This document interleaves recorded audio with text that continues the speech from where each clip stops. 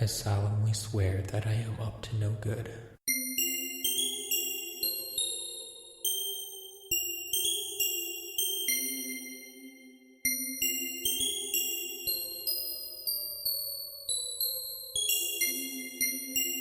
Hey everybody, welcome to episode 49 of Tales from Godric's Hollow.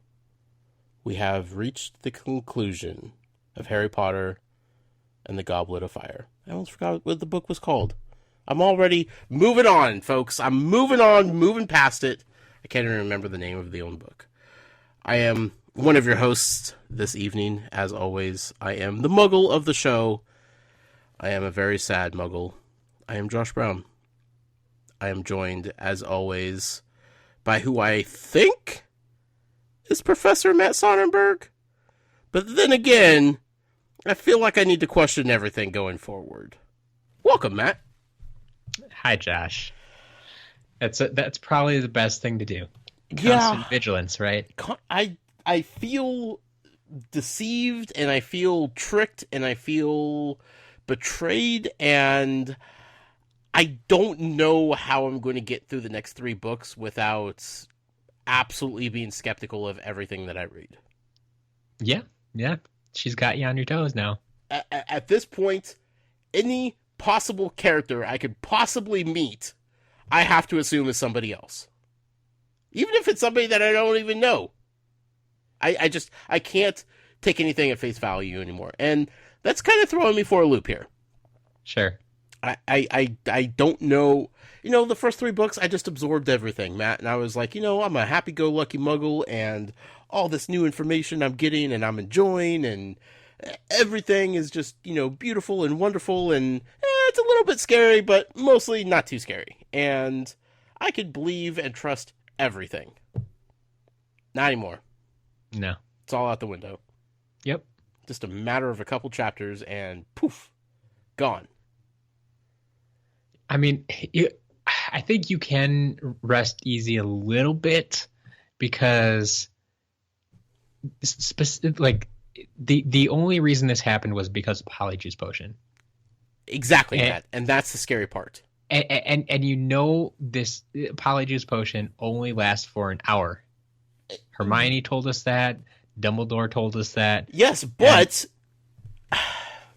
I went an entire book, Matt, falling in love with the character who wasn't even the real character.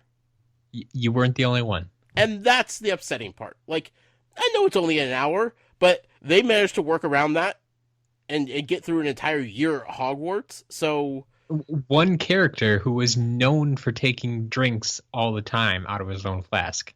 Doesn't mean anything, Matt. I can't. Again, I can't trust anything going forward because I don't know what else there might be out there. Like maybe there's like an enhancement to the Polyjuice Potion to where you don't have to drink it every hour, and it could be like a daily thing that I don't know about, but like totally exists in this world. It just hasn't been revealed to me yet. Well, if there is, you can be pretty sure that J.K. will introduce it to you before she actually uses it. Maybe, very, very, very sneakily, I bet, and then wrap it all around and hit me over the head with it. And you realize Polyjuice Potion was even brought up in this book. I know, and you brought it up. Like I'm mad at how many times you've brought it up over the course of reading this book. Yep. For no real reason. And I was just like, yeah, I know, Matt. Polyjuice Potion. Yeah, we've got it. Yeah, okay, I understand. You could turn into another person. Hermione turned into a cat. Blah, blah, blah, blah, blah. I didn't care. And I was just, And that reveal, Matt, I was mad at JK. I was mad at you. I was mad at the book. I was mad at Val because she was reading it. I was mad at myself. There was a lot of anger. And this podcast is going to be interesting tonight because I'm already fired up. All right. Well, it'll be a little bit different from last week then. Well, there's going to be sad parts. Don't get me wrong. People were getting a little worried about you there. I have a box of Kleenex ready to go. I know there's going to be some sad parts, but that's going to be counteracted with some anger. And on the flip side, there's going to be a whole bunch of celebration here, Matt. All right. Setting this episode up because strap in, folks. It's going to be a bumpy ride. Sounds good. All the way to the end because we got a lot to talk about. We do. Before we get to all that, though, we got to do one of our favorite things. Let's give away some free cool stuff. This week, we are giving away the third dragon from our little Triwizard tournament that we're hosting here of giveaways. The third dragon, of course, is going to be given away to somebody who was nice enough and kind enough to submit an iTunes review for us and the show. And the winner will be selected at random here in just a second. And that winner will get the third of the 4 dragons. The 4th dragon, of course, is being given away to one lucky Patreon subscriber, member. Member I usually go with. Patron. There's like some weird verbiage and words going on here that just doesn't feel right to say, you know? Yep. So that'll be the 4th one, and then after we have our 4 champions of giveaways, they will be entered into another giveaway where one of those 4 people will walk away with a very awesome prize that I don't even know about. You keep telling me it's awesome, Matt. I don't have proof, and I don't know. At this point, like, I feel like I have to question everything. So maybe it's a really, really awful prize. There's a chance. Bottom polyjuice potion. Yeah. Maybe you're just pulling. Maybe you're like giving myself. like a bag of like leprechaun gold. You know, like it looks really cool, and then they get it, and it's like, no, it's really not. So you might be pulling a fast one on everybody here. I don't know. I can't trust you. I can't trust the books. I can't trust really anybody at this point. Regardless, when are we doing that giveaway? That giveaway, I think we are going to announce next week, actually. Okay, perfect. I will announce dragon number 4 during this week. Okay. I'll probably just announce it on Twitter and Patreon. Okay. One way or another, I'll make sure the winner knows that they're involved. But then the final drawing we'll do next week on the show. Excellent. That'll be fun. That'll be some big hoopla and celebrations going on there. Yeah. First, let's give away this 3rd dragon, though. Let's do it. You give me a range of numbers to select from, and I will pick an amazing number. Well, since we went with the iTunes review, we, of course, have a much larger list because it's ever growing. Yes. Which, let's be real, we appreciate every single one of them. Thank you guys so much for all of that. Yes. Thank you. It means a lot to us. It means a lot to the other fans because it's helping other people find the show. Yeah. That's what it's doing, ultimately. And growing this community. There's more people to talk about how ridiculous I am with. It's true. So, every week. Growing in numbers you are, folks. So this week we have 42. 42. That's a solid number. I like that. I'm going to pop it into the random number generator here, Matt. All right. Because I feel like that's the only fair way. Because there's a lot of numbers to choose from. I hit the button between 1 and 42. And our number this week, the winner of the 3rd dragon, 36. All right. I'm going to do this the right way this week and start from the back end. Oh, I thought we were going to count all the way up to 36. Getting too smart there, Professor. Yeah. All right. So our winner of the 3rd dragon is Bobby Piles. All right. Bobby Piles. That's a new name. It is. I like that. Yeah. So, Bobby, if you're listening to this, get a hold of me. Otherwise, I will get a hold of you sometime this week. And what do we say? We have the Hungarian Horntail and the Swedish Short Snout left to choose from. That sounds right. So one of those 2 dragons will be yours, and you are entered now in the final drawing for the grand prize, I guess. Yeah. The ultimate championship. Bobby, your odds just got a whole lot better of winning that sucker. It's true. You went from 0 to 25% in just a matter of a blink. I like it. Stay tuned for after the show, or towards the end of the show, not after. At the end. I mean, you can stick around for after the show too. We will do another giveaway. We have another cool prize to do this week. We have a fun way to give it away, as always.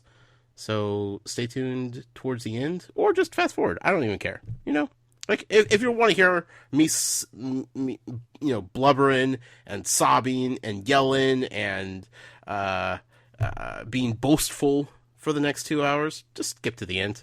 Get to the giveaway. Go for it. I don't blame you. It's going to be a weird episode. But, maybe stick around. Yeah. It'll I think that'll be appreciated. Boy, Matt. We have completed the 4th book. We did. This was a task I thought would be almost impossible once we started this book. Sure. It was very daunting. It was kind of overwhelming to see the size of this book. And I felt like we were never going to get to this point, honestly. Yeah, it was a long time after cramming the first 3 books into I don't remember exactly, but it was something like 3 months or something like that. Yeah. Then this 4th book took 5 months on its own. Sure. It's that's a big change there. Well, we also did, half the first book in 1 week, so. I know. That changed a lot. But, I mean, the substance was there. It's been an amazing book. It's been phenomenal. I've had the highest of highs and the lowest of lows throughout the course of this book. Many fond memories will be had from this book. I could safely say now this is 100% my favorite book. Of the first 4. Of the first 4. You know what? Because I'm going to be so paranoid for the next 3 books, I don't know how much enjoyment I'm going to get from them because I'm not going to trust anything. So sure. This was my last hurrah of just allowing my mind to just wander off to that happy place and just enjoy a squid in a lake for a few chapters, Sure. From here on out, it's downhill. It's dark. The skies are gloomy. Nothing in the forecast is looking encouraging at all. It's, I don't know, Matt. I'm saying it now. This is going to be my favorite book. All right. Definitely of the first 4, though. Yeah. Understandable. We finished with the last 3 chapters. Very long session of reading this time. You warned everybody ahead of time. Yep. I very well could have just made this week's reading 1 chapter. Yeah. We would have had plenty to talk about. Yeah. But it felt wrong not letting you finish the book anymore. I was trying to, in my head, picture how you would have chopped it up. And, maybe after, Voldy's long old monologue, we could have ended that week with, what's going to happen, that would have been a heck of a cliffhanger. But then we would have gone from, chapter 34 of, that crazy scenario to, all the reveals in chapter 35. That would have... My mind would have melted if, those 2 chapters were together in 1 week. Yeah. And then I don't know how I would have stopped at 35, knowing there's, still some things we need to figure out here. You did the best you could, I guess is what I'm trying to say. And thanks. I appreciate the time that you put into figuring out the best path for us to read these chapters. I'm still kind of mad at you for making me read the chapters, but, I mean, I had to do it, I guess. Yep. We all read them. We've all read them multiple times. I know. Here's the thing, Matt. Yeah. You all have, back in the day, you had 3 years to, relax your mind, find your happy place again, settle down emotionally from this turbulence that was just experienced in book 4. You had 3 years between the next books, Yeah. I have 2 weeks, Matt. I don't know if I'm going to be ready to start this back up again in 2 weeks because I have a bad feeling that we're just going to get thrown into the fire right away. Sure. So, before we get started, though, my Muggle Theories number 5, The 3 Death Eaters, was released to Patreon subscribers a few days ago. With your Patreon subscription, you do get early access to those. I pushed it out to iTunes and podcast feeds around the globe this afternoon. So if you haven't listened to that, I implore you to go check that out.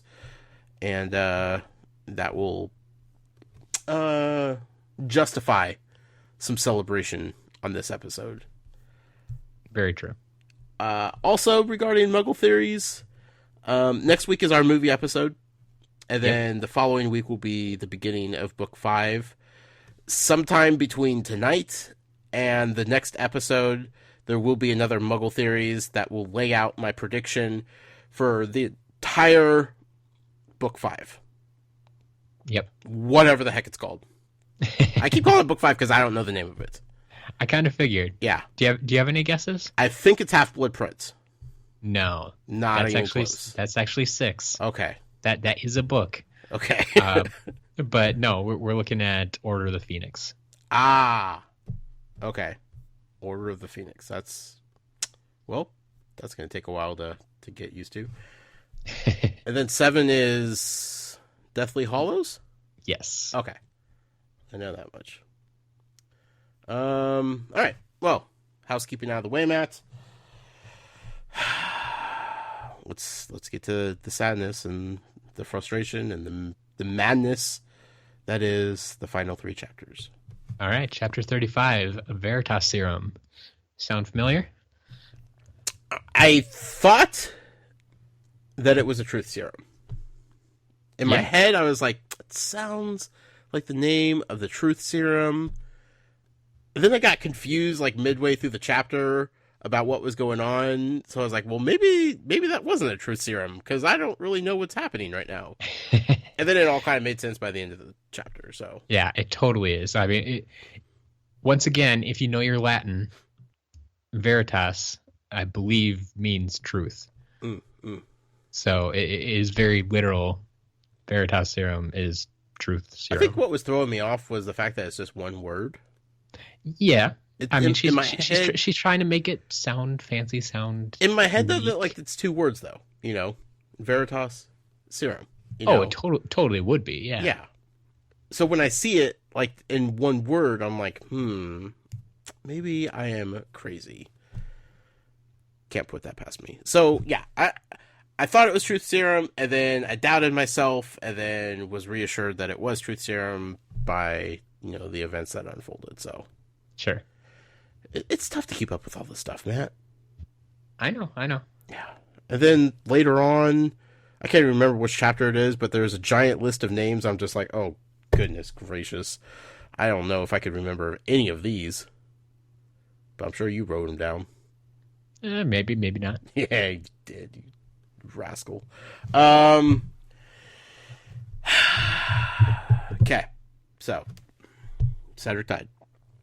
He did. Gotta get that out of the way. Just him bringing the body back was like, I knew that's how the chapter was going to start, Matt. Like, I've been preparing myself all week for like this point.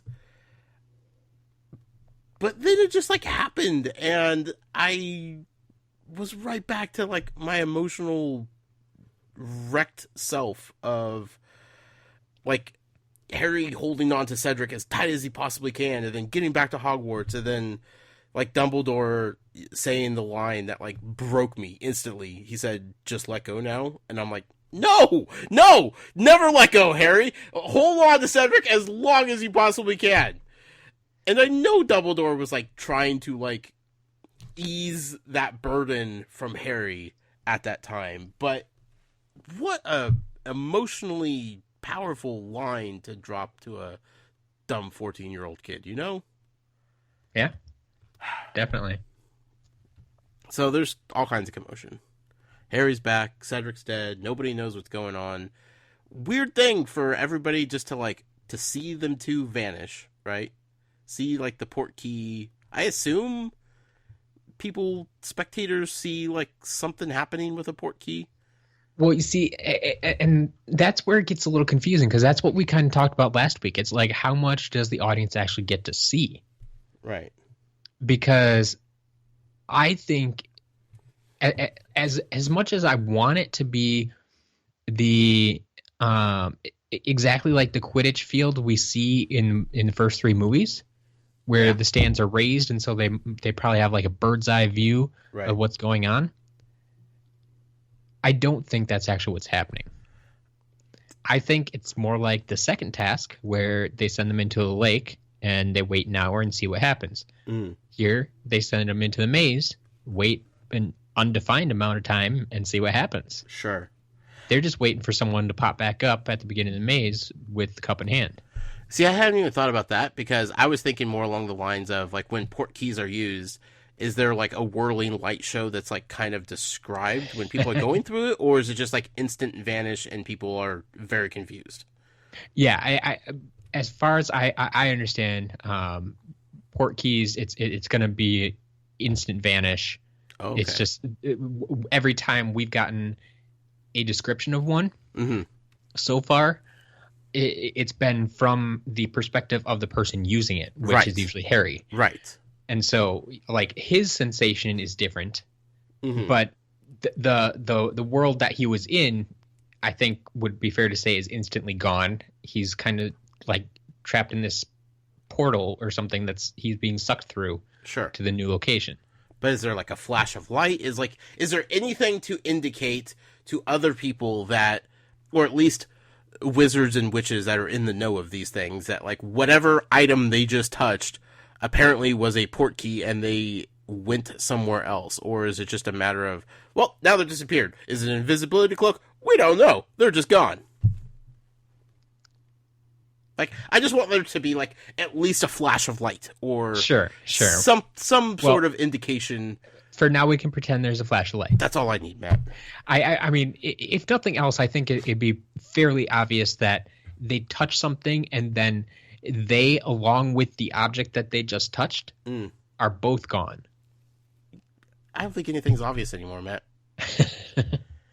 I guess ultimately what I'm trying to say is these two kids, whether or not they were spectators or whether or not anybody saw anything happen, disappeared. And then now they're back, and one of them's dead, and that's a weird thing to just, because there's the other two champions were in the maze, presumably rescued and brought out, and then these two kids are back now all of a sudden, but like one of them's dead. Like, that's a weird thing for a growing audience to just kind of discover all at once, because they didn't see the death, they didn't see anything that happened. They just know that there's a dead body laying there now. Yeah. And that's what like was like really tripping me up, was there's like one credible witness to what happened, and like it's gonna take a while before he gets to the point where he's explaining what happened. So like everybody, including his parents, kind of have to just look at this dead kid and try to make sense of it, and that's rough. And to top it off, like you said, there's one credible witness, but credibility at this point is really in the eye of the beholder. That's true. We'll get to that. I mean, trust me. Yeah. So we'll see how that plays out. Yeah. One non-Death Eater witness, I guess I should say. Sure. Well, presumably, I don't know. I haven't seen Harry's forearms. I don't know if there's a dark mark somewhere on there. I don't even want to think about the possibilities, Matt. This is too much. So immediately I'm worried Harry's going to get blamed for this, right? Sure. Because, I mean, what else would you think, Well, I mean, and that's what I have to go back to, too. Like, nobody wants to see a death, but at the same time, they've been warned that there have been deaths in the past. Yeah. It is a thing that has happened in this Triwizard Tournament. Right. So even though they're taking more precautions, I think it still could happen. Sure. And I don't think anybody wanted to, like, believe that was the case. Yeah. I mean, but my point being, I guess, that I don't think you could go and like blame Harry for it because, well, I mean, I suppose if he just found Cedric in the maze and like hunted him down and killed him, then, yeah, okay. But then why would Harry bring him back? Like that would be weird. Matt, there are plenty of people at Hogwarts that would blame this kid for that death. Sure. That was just my instant fear of like everybody's going to assume Harry had something to do with it. He's a dumb, troublemaking 14-year-old boy. The infamous Harry Potter. Disturbed and dangerous. So then chaos, madness. Speaking of madness, someone swoops up Harry Potter and rushes him off to Hogwarts. Yep. Mad-Eye Moody. Yep. All right. I'm fist pumping, Matt. I'm excited. I'm like, okay. Like, there's a few people right now that I would trust to take Harry back to Hogwarts and get him out of, like, this complicated situation. I'm thinking, okay, Hagrid. Okay. Sirius. Yeah, I don't think Sirius is showing his face yet, you know. We know Dumbledore and the other professors are kind of dealing with, like, Cedric's death at this moment. So then Moody. I'm like, okay. I don't see Moody being the type to just run, so that's kind of unusual. But I'm relieved that it's somebody that we could trust, somebody that I know has Harry Potter's best interest. So I know there was a lot of commotion going on, but did you catch Dumbledore specifically telling Moody not to take him? Yes. Okay. Yes. And I was confused by that, but I was just like, you know what? Like, Dumbledore is probably pretty overwhelmed with this whole thing right now, you know? And we see that's the thing. I think Dumbledore had it very well underhand. Like, he knew what needed to be done. He knew what he wanted to do. He just didn't have enough hands to do it all necessarily. Yeah. And so he's like, okay, if Harry stays here, which was entirely possible as long as no one drags him away because he has a broken leg. Sure. Like, I can go handle the Diggories and then come right back. Yeah, but the mention of Voldy immediately, it's like, okay, this isn't the time and the place with all these people gathering to maybe start talking about this situation. So let's usher him off somewhere safe where we could kind of get a better account for what happened. And I'm thinking, Professor Moody, he's pretty famous for putting all these Death Eaters in Azkaban. Like, this guy knows a thing or two about the Dark Lord and his servants. He's definitely going to be an aid to Harry Potter. Sure. So I was relieved, I guess. I was confused, but relieved. Because of all the people, there could have been some worse people picking up Harry Potter and dragging him off. It's Professor Moody! How could I not trust Professor Moody, Matt? I understand. That's what you're led to believe, so, yeah. So then he gave Harry Potter something to drink, right? Yes. And that's when I started getting confused about the Veritaserum, because I'm like, okay, maybe he's giving Harry Potter the truth serum so that he could get the truth out. But I don't think, like, Harry was, like, going to lie about anything, but maybe he just... Exactly. At this point, Harry had no reason to question Moody at all. No. Like, Harry trusted Moody just like you did. So now I don't really know what Moody gave him to drink. I don't know if it was even ever described. I mean, it was basically just something to wake him up a little bit more. Okay. That makes sense. Like, I think of it as, like, I don't know. I can't think of... what kind of like smelling salt? Yeah, something like that. Okay. Yeah. Something that just, like, kind of perks up your senses and, like brings you more into the moment. A wizarding energy drink? Yes, there you go. Mountain Dew for wizards and witches. So I was, like, confused because you gave him something to drink, and that's why I assumed would be the truth serum. And I was like, okay, well, if he gave him this Veritaserum, I don't know why it would be a truth serum, so that must be something else then, because... So I got all confused. That's when I just completely lost confidence in my memory. And then just... The wheels came off here, Matt. Like, we just crashed into a side of a mountain instantly. Yeah? Yeah. Moody's the one that put Harry's name in the cup. True. And I'm thinking, okay, that's weird, but maybe there's a good reason for this. Like, maybe he was using Harry... But he was going to protect Harry the whole way, but he was going to use him to maybe bring some people out, like some Death Eaters or something.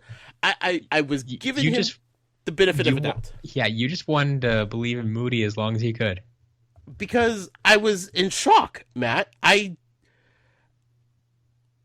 was super confused, and...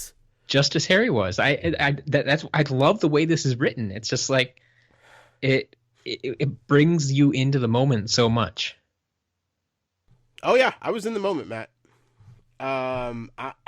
So then I start getting confused about Professor Moody being a Death Eater, and he being the Death Eater that's at Hogwarts, and he's the one on the inside. And I'm just like, well, the Muggle theories is completely out the window because I didn't see that coming. Like, then I start, like, trying to remember if he ever showed a dark mark on his arm. I was like, nope, that was Karkaroff, and we know Snape. I don't think Moody ever said... No, he was the one, like, chasing the Death Eaters. Like, I was losing my mind because Moody's sitting here telling this entire elaborate tale of why he put Harry Potter's name in the cup, and how he was protecting them to make sure they got to the finals so that he could, basically serve them up to Voldy on a silver platter. And I was furious that we just spent an entire book, Matt, falling in love with one of, if not the best professor of the dark arts teachers ever, and then for it to be, like, just a cover for how bad this dude was. Pretty much. And then I got mad at... I was mad at JK for just, like, making us like this character so much, only to just be, have the rug yanked from under us. I got mad at Atari Alex for him saying that Professor Mad-Eye Moody was, like, his favorite character of all time. I'm like, Alex! That's, like, the equivalent of Matt saying that Snape is his favorite character. Like, you guys are picking really bad people to be your favorite characters, and I am losing all faith in humanity right now. I was furious, Matt. I was mad at everybody and everything. I don't blame you. I felt taken advantage of, and I sat there. And I'm listening to the words, and I know Harry's confused, but I'm hearing the words clear as day of, like, Moody talking about him being this awful, awful person. And I am trying to remember every little detail about this guy.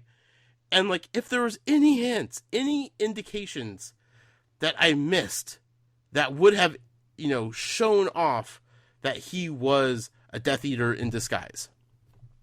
I couldn't pinpoint anything. Like, at least with, like, Professor Quirrell, like, there were all these things that were, like, very blatantly obvious once you figured out, like, the twist on the whole thing. So I was, like, looking for those in my head throughout the entire book. I was, like, replaying the entire thing. And I just sat there and said, no, this does not make sense. There's no way that they would have this twist of Professor Moody being this awful, awful Death Eater without the slightest hint anywhere at all that he wasn't who we thought he was. Yeah. And I felt betrayed. I felt like, again, I couldn't trust anything that she was going to write going forward, because it felt at that moment that she could tell us anything that she possibly wants and can flip it around just like that without any real plot points to make it plausible.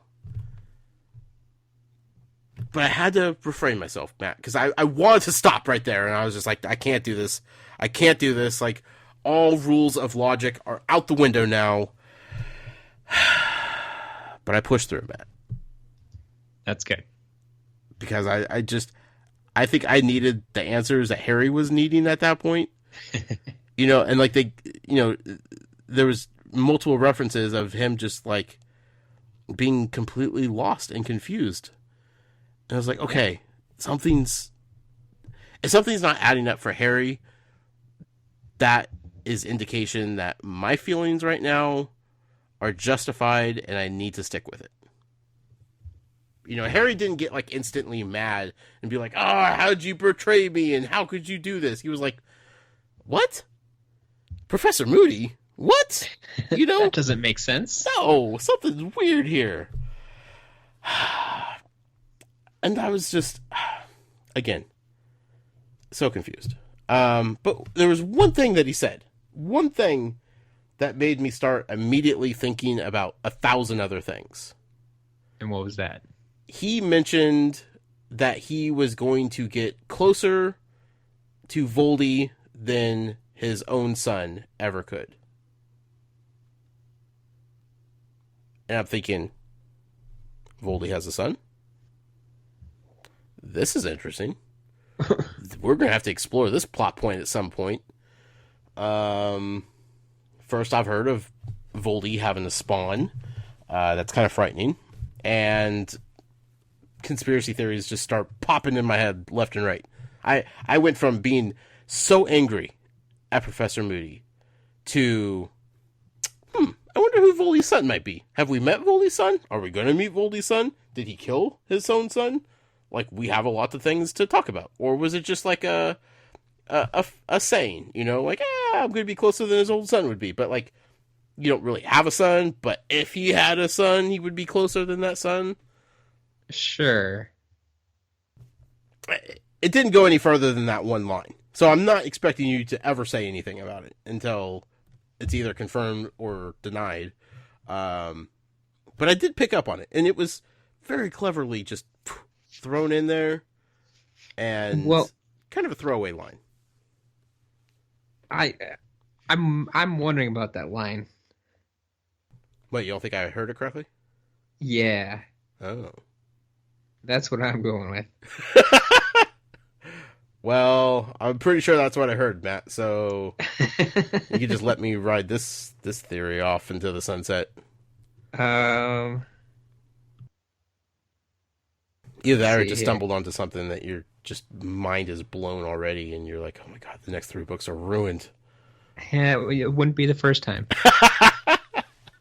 And everybody who's listened to the episodes knows exactly what I'm talking about. I'm not even going to stumble onto it for a few books anyway, I'm sure, so. It was before Dumbledore busted in and brought the cover. Yeah, I think I found it. Okay.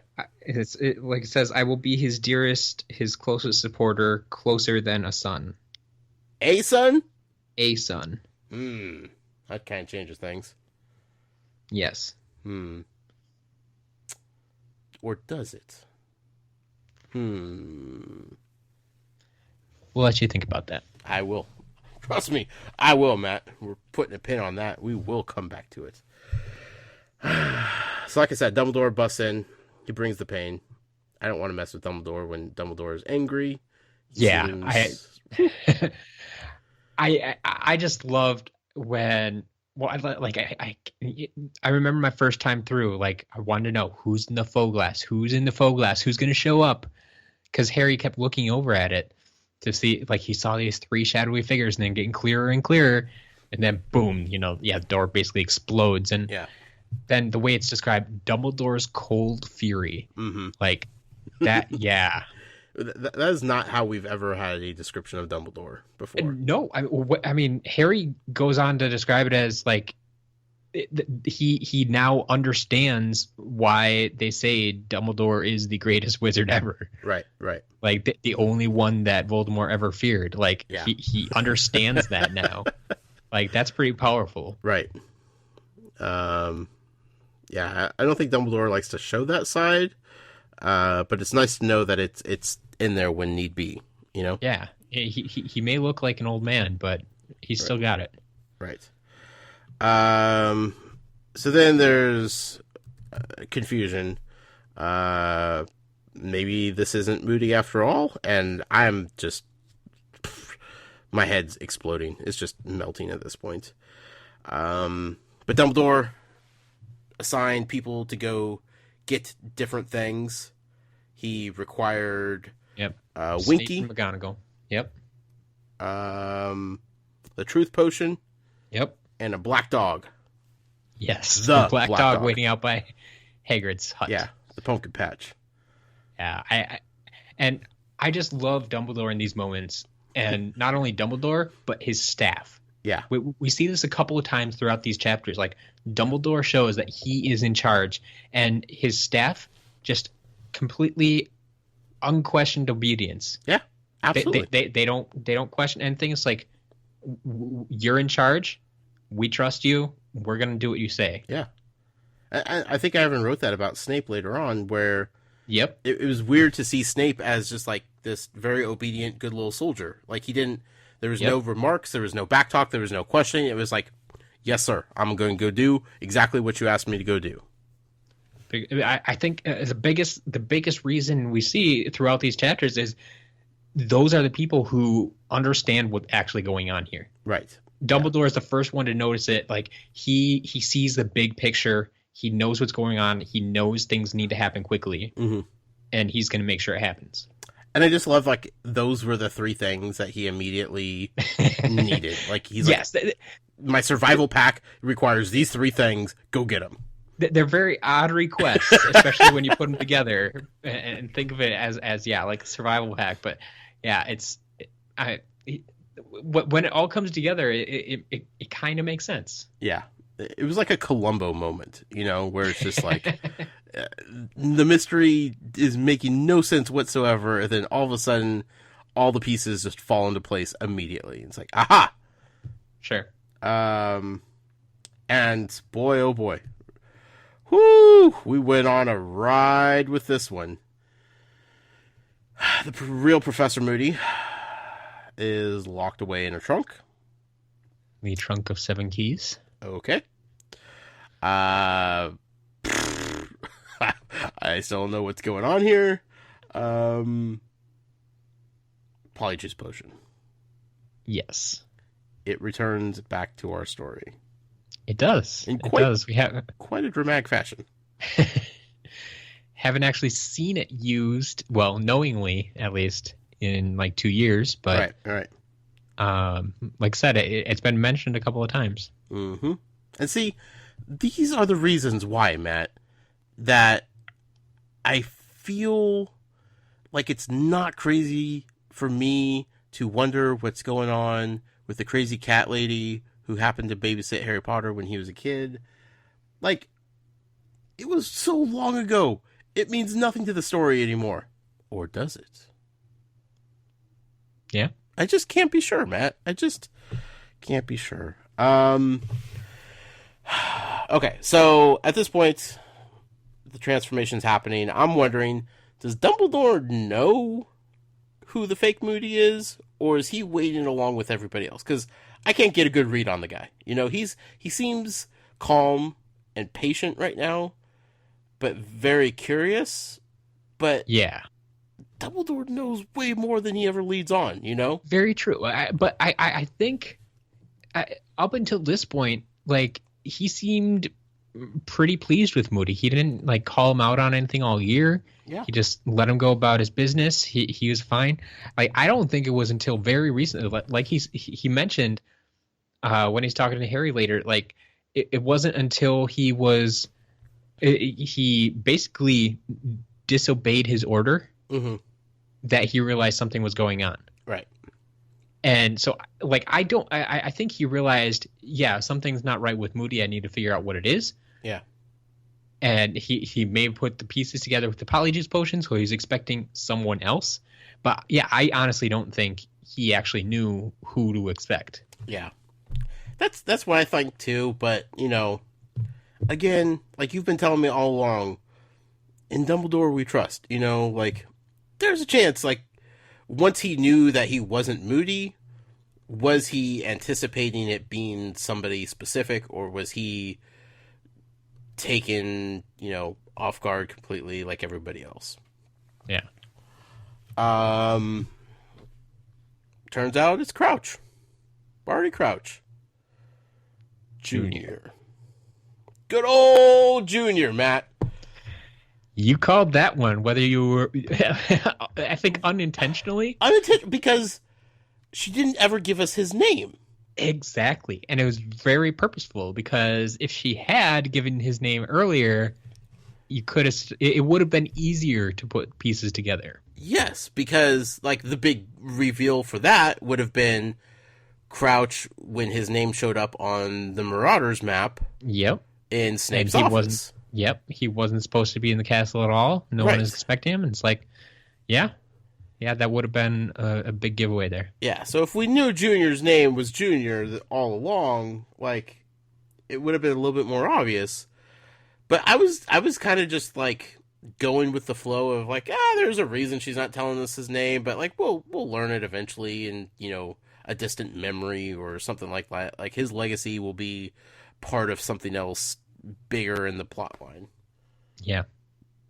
Did not expect Barty Crouch Jr. to be Professor Moody in disguise, I can tell you that much. There's no way I could have ever predicted that. But I was pleasantly surprised for him to be the Junior that I referred to him as all along. Yes. Then Winky started getting involved with this discussion, and it's just like, Winky, I want to appreciate everything about you because you're a house elf, but for, like, just this moment, just stay out of it, Winky. Just stay out of it. But she was confused too. Like, she was... It was a big reveal for her. It's true. It's true. Yeah, she didn't know the full story at that point. Yeah. And she's trying to defend her master, like, basically the kid that she took care of and she looked after and she loved. And if you think about it, she basically would have raised him too. Yeah. Because we get the impression earlier in the book that Winky has been their house elf probably for generations. Mm-hmm, mm-hmm. And so even before Barty Crouch Jr. became a Death Eater, he would have been living in the house with his father with this house elf. Yeah. So this whole reveal with Winky, I feel kind of relieved that she is just a house elf. She's not anybody in disguise. Oh, that I know of. I mean, 3 more books. Who knows what secrets could be lurking behind the shadows. But at this point, like, she's just a house elf. And I feel like Winky and I could bond a little better now without me being skeptical that she's Voldy in disguise. Sure. Yep. So I'm glad that I have that opportunity to connect with this wonderful little house elf. She's going to have to get over some things, and hopefully Dobby could get her through that. But, I'm excited for the future of Winky. So then the whole mystery was just kind of laid out here because Junior was given the truth serum. Yep. The Veritaserum, if you will. And he's just laying it out there. Monotone, except for, like, the creepy times when he got excited and gave, like, a really creepy maniacal smile. Like, picturing that scene made me think of, like, the Joker in The Dark Knight. Yes, like when he's in the jail cell and he has, like, that little smirk on his face. It's like, oh no, like, he is gone mentally, So yeah, I found that those descriptions of when, like, he talked about, like, the exciting things to him very unsettling, in the best possible way. You know, I was like, I could buy that this guy is a really bad dude. Boy, oh boy. So it's all been a sham, the whole thing. He's been impersonating Moody from way back when, apparently. Yeah, I mean the entire school year, yeah. Yeah. Bertha. Bertha's the one that uncovered the big mystery that Junior was released from Azkaban or broken out of Azkaban by his father. Yep. He took the place of his mom with a polyjuice serum. And because his mom was dying and she sacrificed her life to save her sons. And Crouch went along with this because he thought that was a good idea. And apparently the Dementors are kind of dumb and they let this happen right under their noses. And no wonder why they're angry and upset about everything. Well, yeah, I mean, the biggest thing with the Dementors is they like we said, they don't really see. They just kind of sense things. Yeah, and he was already kind of worse for wear when he was in Azkaban. Yeah, he's basically in the same shape as his mother was. Right. They were both kind of dying at that point. Yeah, so them switching places kind of went unnoticed. Crouch Sr. took him home with the invisibility cloak. Winky took care of him. She nursed him back to health, essentially. They talked Senior into Junior going to the Quidditch World Cup, because that's a great idea. And that explains the empty seat. Yep. And like all these things are just like, oh, it's all making sense. This is all the puzzle is like coming together so perfectly. All the pieces are there. Oh man. And I'm just like, okay, invisibility cloak, like it's a good thing nobody tried to like walk past them or sit in that spot, because that would have been weird and awkward. Yeah, so and like he's the one responsible for throwing up the dark mark in the woods. Yep. And he stole Harry's wand, and then, you know, apparently house elves have their own brand of magic. Absolutely. And then now my mind is completely spinning by, I'm like, oh, whoa, hold on here. House elves can do their own magic, and this is interesting. Yeah, we kind of get just a brief taste of this when Dobby is freed. Yes. And or even before that, like in the kitchen at the Dursleys. Yeah. I mean, yeah, he does a little bit of magic there. I mean, it's always very simple, but they're one of those who, as a species or whatever, they go with the wandless type of magic. Right. So that like house elves aren't really even allowed to have a wand. That's kind of what they ran into in the forest here. Yeah. But yeah, it's a very unique, powerful magic that we don't know a lot about yet. Mm-hmm. But yeah, they definitely have their own brand of magic. Yeah, I mean, this tethering spell that she put on him to, like, keep him and her together was, like, fascinating. And I want to know more about that kind of stuff. Which brings me back to earlier in this book. This is one of those details I love when I go through and reread this every time. Like, I couldn't point it out to you the first time. Sure. But way back in chapter 9, okay, the Dark Mark, so they're in the forest, right? And Harry, Ron, and Hermione are out there, and a rustling noise nearby made all three of them jump. Winky the house elf was fighting her way out of a clump of bushes nearby. She was moving in a most peculiar wow, I can't talk tonight. Peculiar fashion, apparently with great difficulty.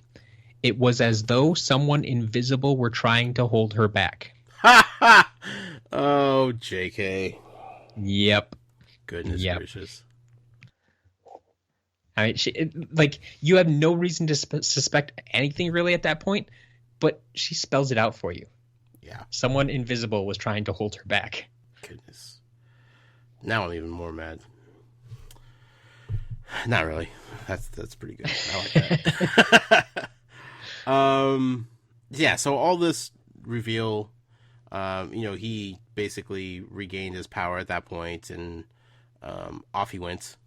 And then, like, Winky hearing all of this, like, she was heartbroken. Like, you could tell that she's just like, but I've taken care of you your whole life. And I did so much to, like, try to rehab you and get you back in good graces with your dad, and then, like, you just betrayed me like that to go back to Voldy? Like, she understood as much as she could being a house elf, but you could still understand that she was in a lot of pain. Yeah. Poor Winky. Poor Winky. And we found out that Voldy makes house calls. Yeah, that's a very interesting note too. Yeah, Wormtail and Voldemort. Like, I always picture this as like college football recruiters come into your house and say, "Hey, come play for us." Yeah. I imagine it more like a Little Red Robin scenario where, like, he's like in like a little picnic basket, like tucked away under a blanket, Sure. Whatever little creature form that he was. Just weird though, absolutely weird. And like Wormtail showing up to the door, like that's a very ugly dude to just show up in the middle of the night unannounced. Yep. What's that guy up to? Well, Junior knew what was up.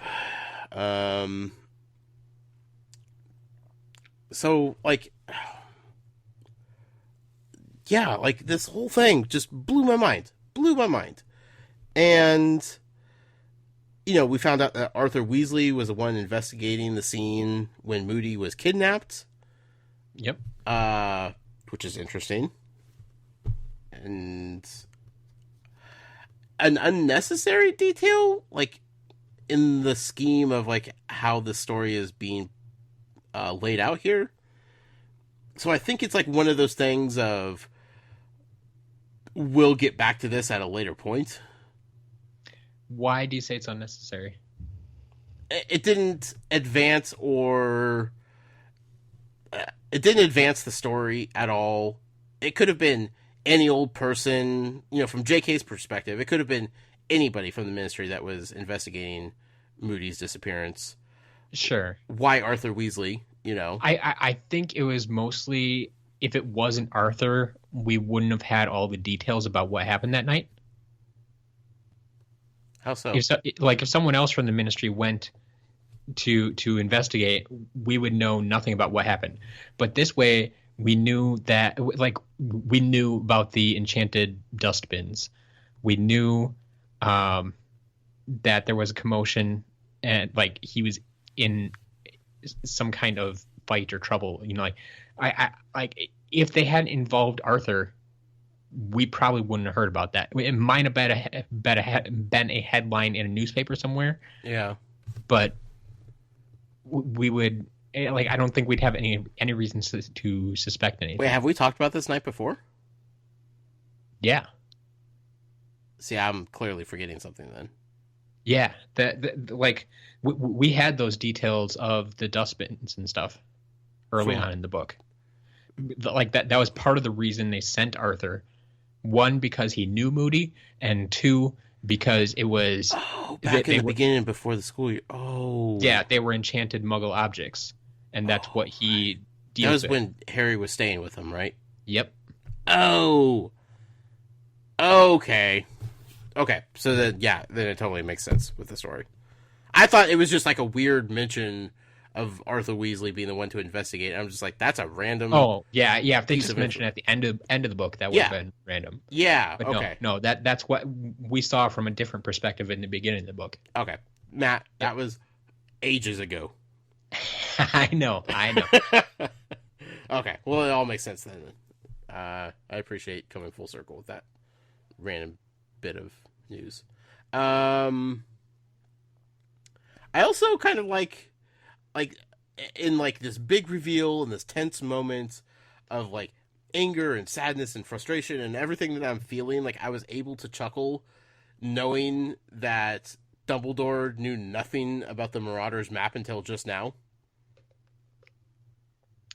Yeah, like I still question a little bit how much he actually knew.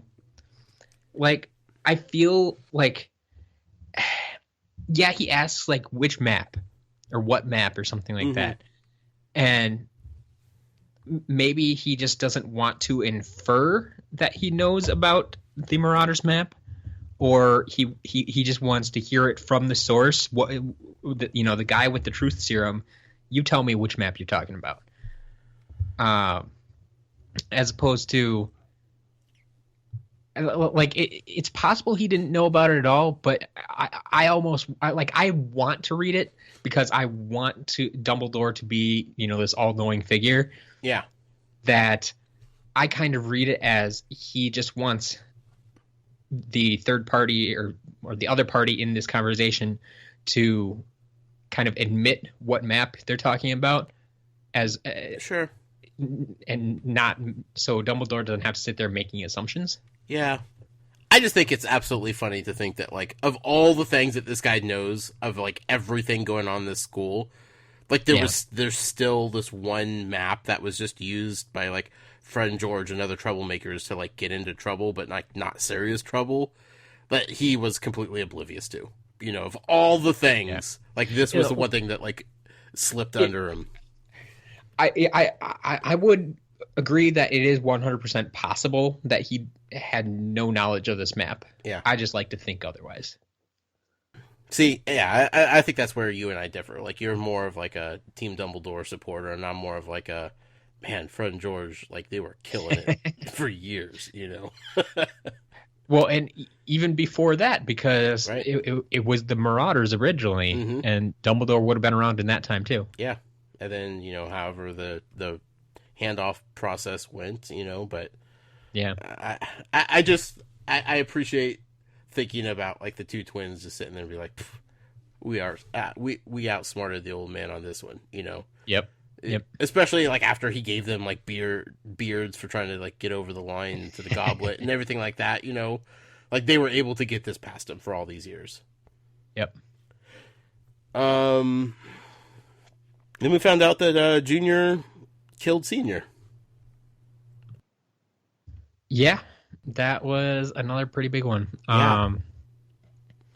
I mean, last we saw him, he was in the forest, and he was clearly, there was some things going on with him, but we don't know what, and we didn't know where he went, and anything like that. Yeah, we didn't know what was going on up to that point, but that's the other big thing is we find out Senior was under the Imperious Curse basically the whole year. Right. Like, Voldemort basically told him to just go about your normal life, and so it didn't seem out of place at all. Right. But it just shows the power, once again, that Voldemort has, and why so many people were able to kind of claim that Voldemort had them under this Imperious Curse back in the day. Because it can be very unassuming. Yeah. Until, somebody tries to, fight through it and break it, and that's when we saw Senior kind of having his moment in the forest, and yep, looking back, it's like he was clearly fighting that off so that he could, like, reveal what's going on, but he couldn't get that far, and then his son killed him out there in the forest, and then turned him into a bone and buried him in front of Hagrid's cabin. Yeah, because, whoo boy, that's a cold-hearted son right there. Yeah, feels love right there. Yeah. It was that was a chapter, Matt. It was. I said, that could have been our entire reading for this week. Oh, easily. Yeah. I mean, I was reeling after that one, and I was like, okay, we still have 2 chapters left. I'm done with these reveals. Like, I can't do this anymore. I'm spent. And it didn't stop. Just didn't stop, man. Not at all. Chapter 36. Chapter 36, The Parting of the Ways. Any new characters in this one? I'm going to go with no. Was it the next chapter? Maybe? I'm going to go with you're probably mistaken. Okay. I just remember there was a list of names right off, but maybe there are already names that we knew. And I'm not talking about when Harry read off the Death Eaters that he knew. Yeah, because we already talked about the Death Eaters in previous chapters. We've covered them a couple of times. I feel like there was another list of names that caught me off guard. I think there was a list of names. Okay. But I think we've met them all before. Oh, okay. At least in name. That's fair. Yep. Okay. I think you're referencing when Dumbledore says, "Go alert these people." Maybe. Oh, yeah. Where they bring back one of them's Lupin. Yes. Yeah. Maybe that's it. Yeah. Okay. All right. So we have some things going on here. Some things that need to get taken care of. Cedric is brought up again, and it's like, why are we starting off each one of these chapters with like a reminder that this poor boy is dead? Like I'm still trying to like get past the whole Moody and Crouch thing, but it's like, no, I mean, like we still haven't like wrapped up Cedric's story here. And like thinking about his parents again, like it was incredibly sad and emotional. Because I don't know, how Dumbledore would approach that. I mean, because he's Dumbledore and he's really good at his job, but still, like that's a tough thing to deal with. And I feel like Harry's kind of feeling that too. Like he's like finally at the realization that like, yeah, Cedric's dead. Like this sucks. But thankfully, Fox is there. Fox is there to kind of give him a little hug and hang out with him and make him feel just a little bit better, He's very good at that. He is. Like he knows. He feels there's a bond there with old Harry Potter. We had the Priori Incantatum. Yep. Is that how you say it? Close enough. That's another one of those I can never remember if they ever mention it in the movies. I never remember how they say it, so I always go Priori Incantatum. That sounds much better. You've practiced that word before. So I appreciate that. Like that's brought up because I was like, okay, that was the name of a chapter, and I'm still pretty sure they never actually explained why it was the name of the chapter. Yes.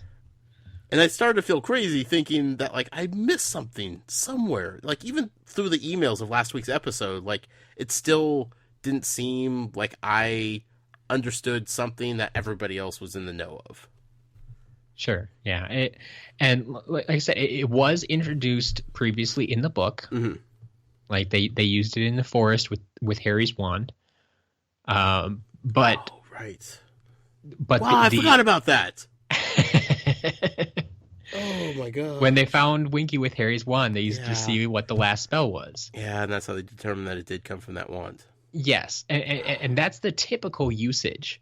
Right. But in this case, something different happened that caused that to happen. Like, no one cast that spell or that incantation. It just happened because of other events that were going on. Right. And that's what's so unique about this situation. Yeah, and that's kind of like what Dumbledore was surprised by and kind of caught off guard. Like, he didn't expect that to be brought out by Harry and Voldy dueling. I think Dumbledore wasn't so much surprised. Really? I think Sirius was more surprised. Yeah, that's true. I feel like Sirius is surprised by everything going on right now. Like, he's like, I just want to go back to being a dog and hanging out with a hippogriff. Exactly. Yeah, he doesn't get all the interaction with wizards that, like, I think he needs. Like, so like, he's almost like Harry at this point, where he's learning all these new things. I mean, once again, it's probably not a common spell. It's not a commonly used, unless you become an Auror. I'm guessing it's probably like on the test you need to become an Auror. But past that, like in other professions, it's just one of those things you don't need. to in your everyday life kind of thing. Right. So you might not learn about it. You might not even know it exists. But I mean, Sirius did know what it was at least once Dumbledore gave him the name. Mm-hmm. He's like, oh, what do you say? The reverse spell, right. something or other. Like, yeah, the reverse spell effect. Yeah. Yeah. Yeah. Maybe Dumbledore wasn't as surprised. I don't know. I read it as like he was kind of at least surprised that it happened during the duel. But I mean, he kind of explained why it did happen then. Yeah. I guess so. Maybe he was more surprised that they dueled. I could see that. Yes. You know, I don't know. There was some sort of surprise in his voice, I guess. Yeah, so them dueling created the reverse spell effect, and that's what brought out the souls, the ghosts of the last echoes. people. The what? Echoes. Echoes. That was a really cool word that was used. Yep. And I meant to make a note of it, but yeah. Because Harry even tried to use the word ghost once, and Dumbledore corrected him, echo. Right. Which is really cool, but also it is a weird usage of that word because it wasn't just like a flashback, or it wasn't like a memory or like an echo of something, of a living person, because Harry had interaction with them. Yeah, and I think that's why Harry's kind of confused. Yeah. But at the same time, Dumbledore and, well, JK, I guess, want to make a point that, like, we've met ghosts before.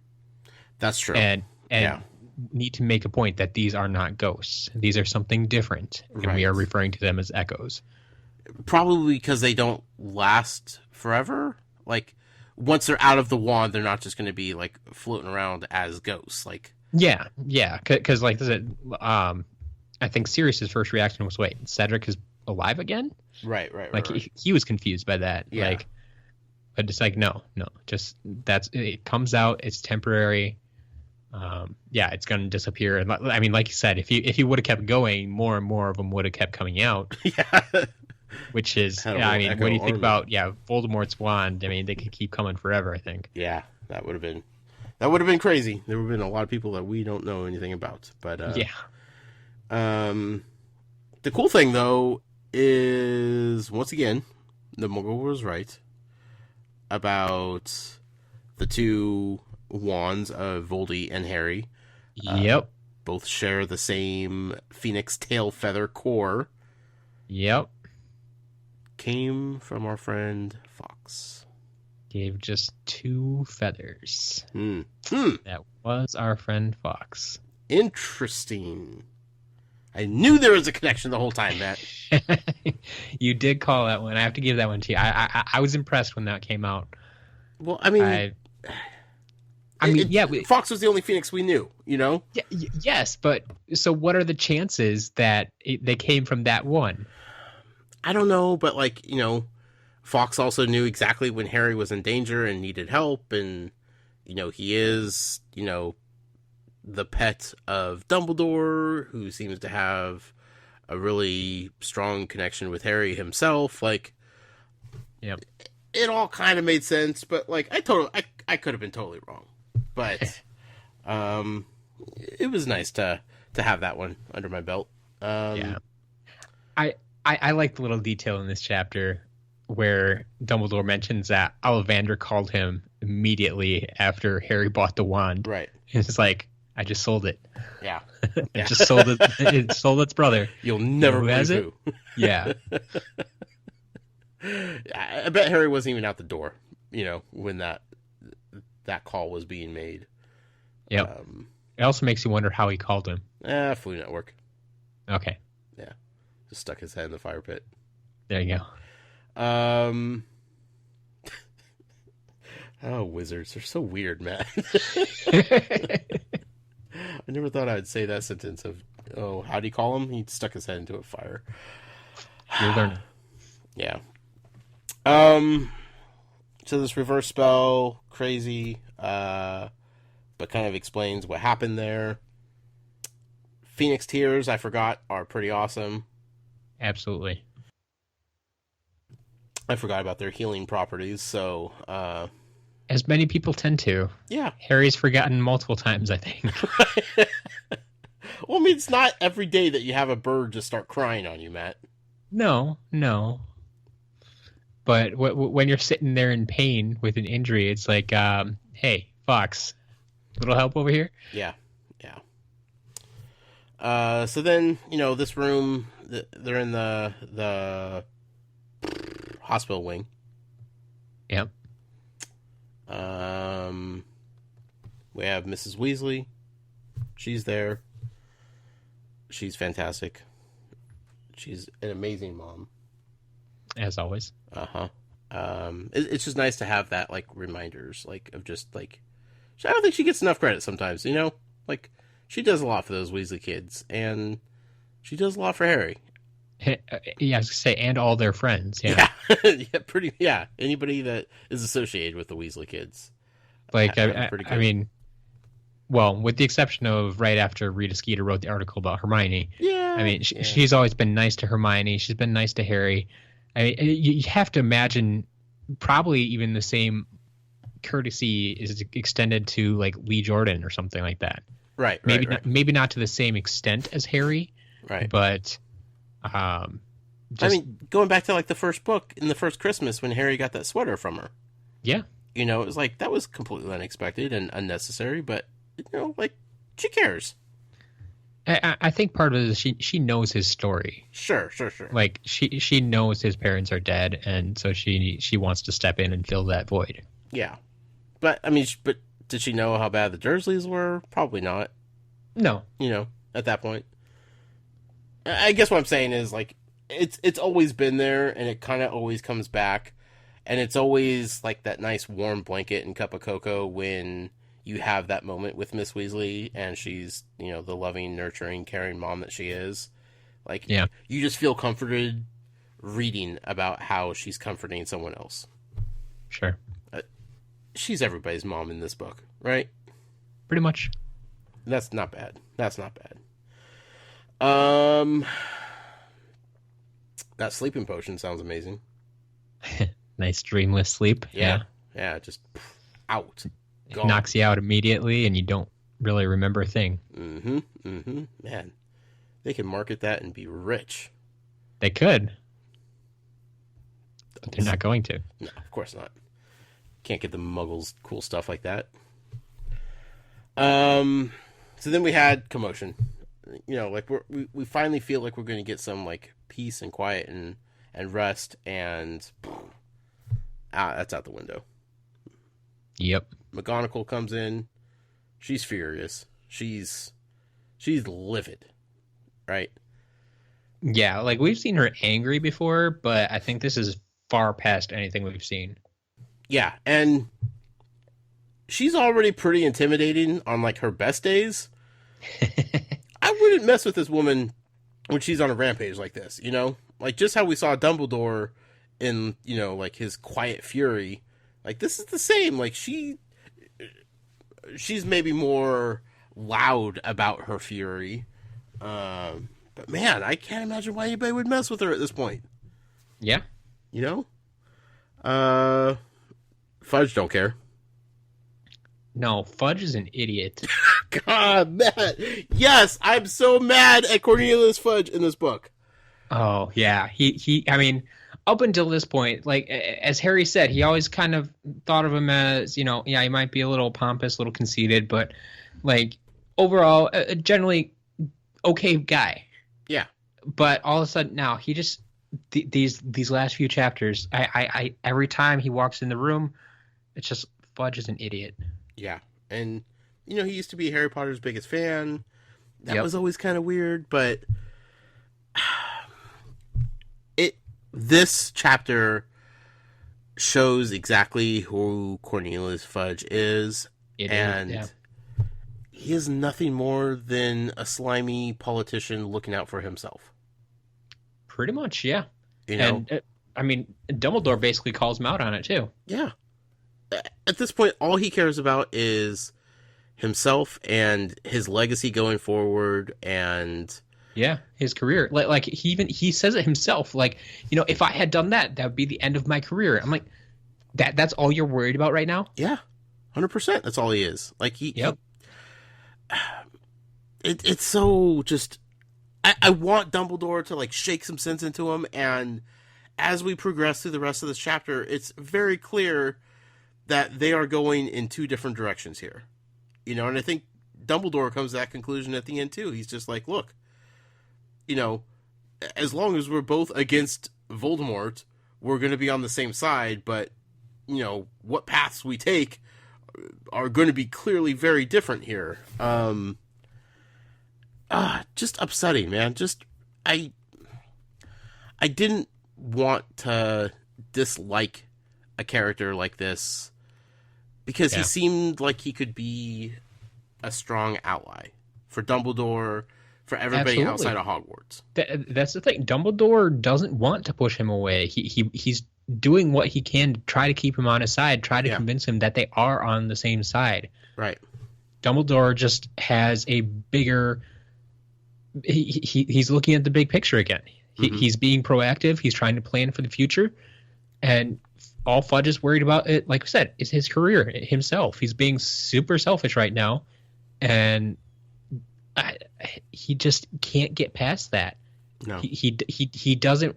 He basically doesn't want to believe the truth that he's being told because it's inconvenient or it just makes him look bad.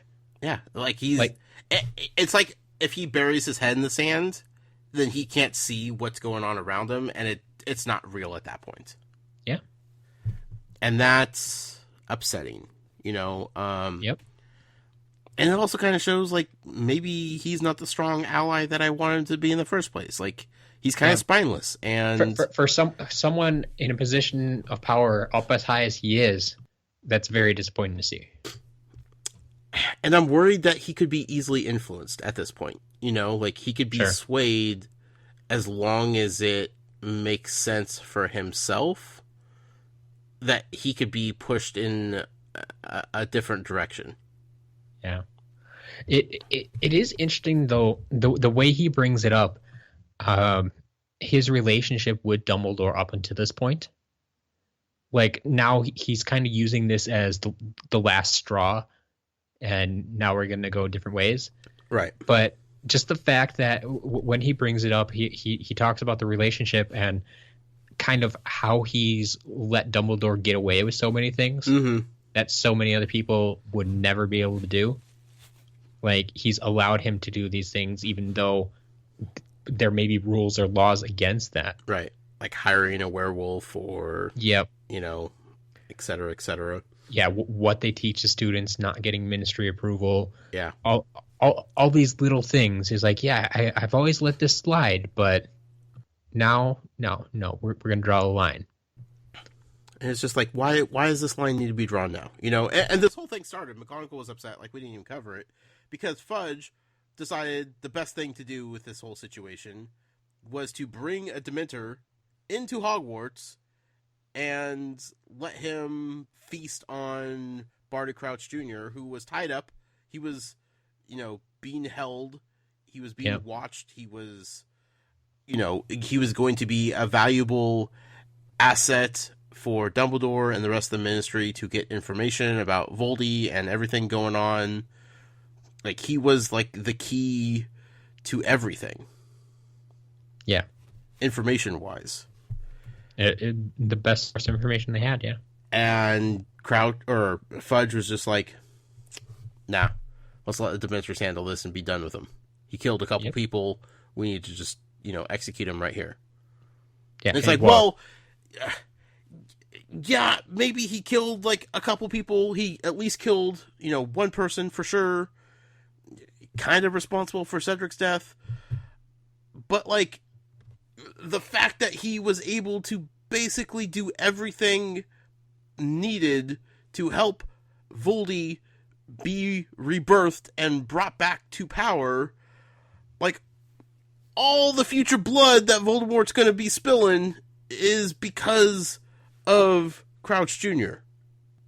It's not just these, like, one or two deaths that just happened. It's everything. So, yeah, I understand, like, the whole execution, but, like, maybe let's get some more information out of him first. Like, maybe let's see what we can use him for to help us fight what's coming before the execution. And you see, this is just another case of Fudge worrying about himself first. Because the way he claims it, at least, is that he brought the Dementor along for his personal protection. Mm-hmm. And, like, yeah, okay, fine. What, like, you're walking into Hogwarts. Dumbledore's there. He's not going to let anything happen. Sure. Like, also, can we trust Dementors being bodyguards at this point? Because aren't they besties with Voldy, you know? Well, they're going to be, because as Dumbledore tries to explain to Fudge later, is like they will switch sides as soon as Voldemort asks them. Yeah. But he obviously hasn't gotten that far yet, but hopefully. Yeah. But yeah, I mean, it's just it was like, okay, I'm going to be real here for a second.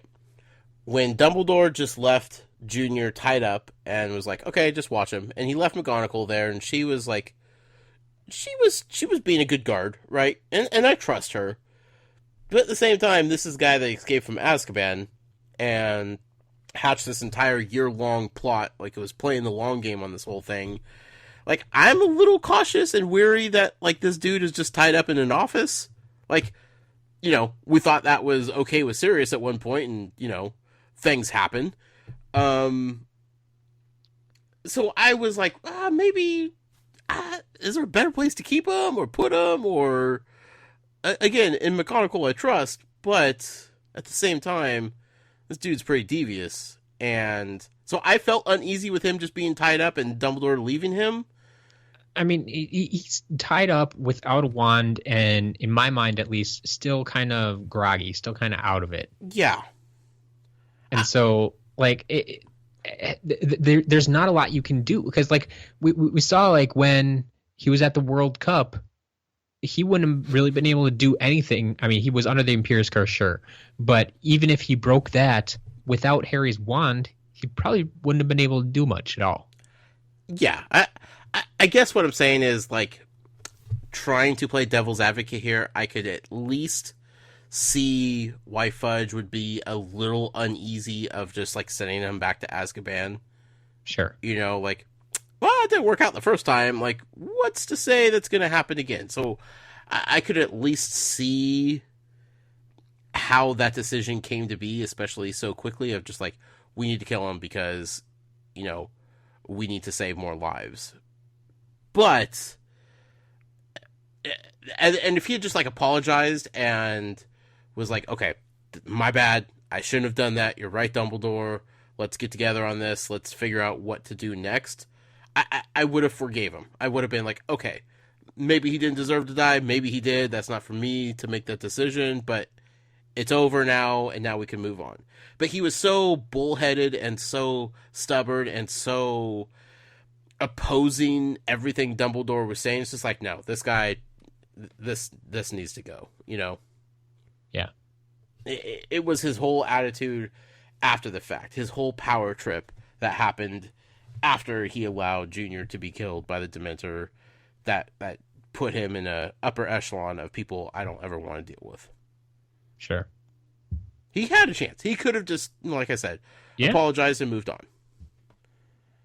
But he didn't want to play nice with Dumbledore. Nope. And I don't think that's going to end well for him. I think he's messing with the wrong wizard here. Like, he has all the political power, and that kind of frightens me. But we're talking about Dumbledore here. And Dumbledore, I think, will do anything and everything to protect his school, his students, his staff, especially Harry Potter. Yes. So, I think Dumbledore is fighting from the heart, and Fudge is fighting from his missing spine. Yeah, so like I said, we have two clearly separate paths here. Yeah. I mean, the chapter is called The Parting of the Ways. Mm-hmm. I believe Dumbledore even uses the phrase in the chapter. Yeah, he said, this is the parting of the ways then. Yep. But the best thing to come of this, Matt, like the best thing that was like, it gave me a glimmer of hope for the future. And it allowed me to maybe, possibly see just a hint, a glimmer of why Professor Snape might be your favorite character. Because Snape's had enough of this whole argument going on. Yep. Like, he's like, okay, Fudge isn't believing anything that Harry Potter's saying. Dumbledore is just getting more and more upset. They're going in two different directions. This is ridiculous. And Snape steps in, and he's just like, we're ending this now. Rolls up his sleeves. He's like, look at this freaking dark mark, dude. Look at this thing, right? Like, this is legit. This is happening. Voldy's back. We have problems. Let's solve it. Like, he's just done with it all. Like, he doesn't want to hear them talking anymore. He just shuts it down. Yeah. If you think about it, like, Snape has hidden this mark, well, probably longer than this, but for at least the past 4 years. Yeah, yeah. Like, he hasn't shown this to anybody. No. I mean, Dumbledore probably knew about it, but right. The other staff members, who knows? Right. He didn't want to have to go that route. Yeah, but now in this hospital wing, in front of a bunch of staff and a bunch of kids, like, he just throws it out there and says, hey, look, this is my past. I'm admitting to it, and this is what it means. Right. But it's not enough. Not enough for Fudge. Not enough, but it was something to me, Matt. It meant something to me. Because we've had, like, little teases of Snape maybe being okay, you know? But then he turns around and he's just horrible to Harry every time. Like, he starts to show a little bit of compassion or sympathy. And, like, this was, like, the first time where Snape seemed to be showing his true colors. You know, like, there was no more, you know, anger about James Potter. There was no more Slytherin versus Gryffindor feud. There was no just old man bitterness because he's not getting the job that he wants. There was nothing. It was just like pure, raw passion and emotion from Snape. And that's something that we haven't seen until now. Yeah. And I liked it. I want more of it, Matt. All right. I feel like it's going to come in small doses. But it's nice to know that it's in there. Okay.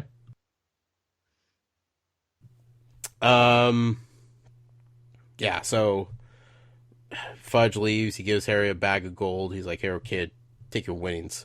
Yeah, there's supposed to be a big ceremony, but not going to do that anymore. You ruined that.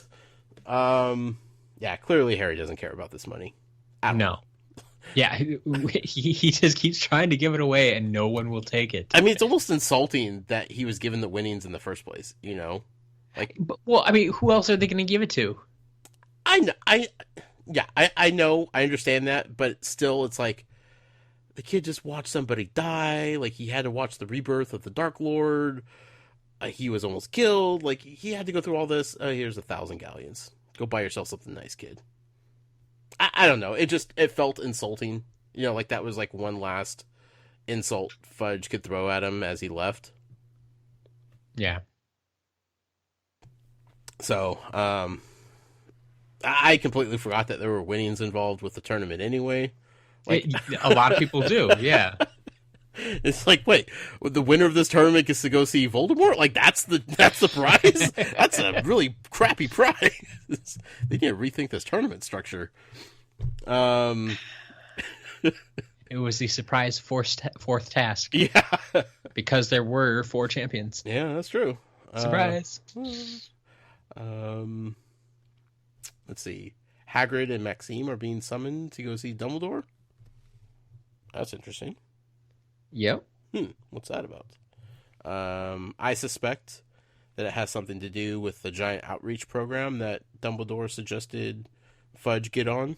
It's a possibility. Yeah. And, you know, we'll talk about that in the next chapter. But immediately I was like, well, I could see something happening here. Yeah. Dobby is going to be taking care of Winky and kind of rehabbing her back to normal house elf status, get her back in the kitchen, get her back working. That's the only way to get over things, Matt. Just get back to work. There you go. Yeah. Sirius is allowed to be serious again. Yeah. Show off his, that's almost a big reveal that just kind of gets looked over because, most of the people in the room already know what's going on. Right. But for Mrs. Weasley and Snape. Yeah, I was thinking, because he was still in dog form. He was still Snuffles when Fudge was there. And, he growled at him. And I was like, okay, Fudge clearly doesn't know that he's serious, whatever. But then, when it happened, I'm like, okay, Fudge is gone. Now he can go back to his normal form. It's like, no, wait, hold on. There are lots of people in this room that know nothing about this. There should have been some pre-warning here. If he did it when Fudge was there, he would have brought the Dementor in again. Yeah. So I understood why he waited for Fudge to leave, but then I was like, oh, yeah, Mrs. Weasley, Snape, this is a weird situation all of a sudden. Yep. Dumbledore's just like, shut up. This is a thing. We know. Dumbledore knew it was for the best. Once again, he's thinking to the future. It's like, it's best if you find out now. Yeah, Sirius is not going to be able to help in dog form, it's going to be weird if Dumbledore just has his dog following around all the time. Dumbledore got another pet. If he was following Hagrid he around... has a phoenix and a dog. Nobody bats an eye, right? There you go. Dumbledore just doesn't strike me as a wanted dog a person, friend. Though. So, yeah, it was nice to have Sirius kind of back and allowed to be serious again. Him and Snape have to kiss and make up. It was awkward for both of them, and I appreciate that, they are able to look past their past for the sake of Dumbledore here. And I love Dumbledore's line to try to get the point across to Snape is that he's here at my invitation, as are you, Severus. Yeah. It's like, yeah, you remember that. Moody was also, and we all know how that ended up. So. Well, he invited a different Moody, and someone else showed up. I'm just saying, Snape could at least look at him with one eye and be like, you really want to play that card, Dumbledore? Because you're not batting 1,000 on that one. So then he sends Sirius off to go find a whole list of names that I paid no attention to except for one, and that was Lupin. Yep. And I had a fist pump, Matt, because I was like, yes, Lupin is coming back. He didn't die, so he can come back. That's right. However, I don't think he's going to be defensive against the dark arts teacher. No? Again. He had a year off? I don't think he's coming back as teacher, Matt. And I don't think Moody's coming back, the real Moody. This will go into the next Muggle Theories I record, but I see a new defense against the dark arts teacher for the 5th straight year. All right. I'm going to keep writing that until I'm proven otherwise. Sounds good. So he's off. Snape, he's told to go do something, but we don't know what that is, which is weird. True. Very curious indeed.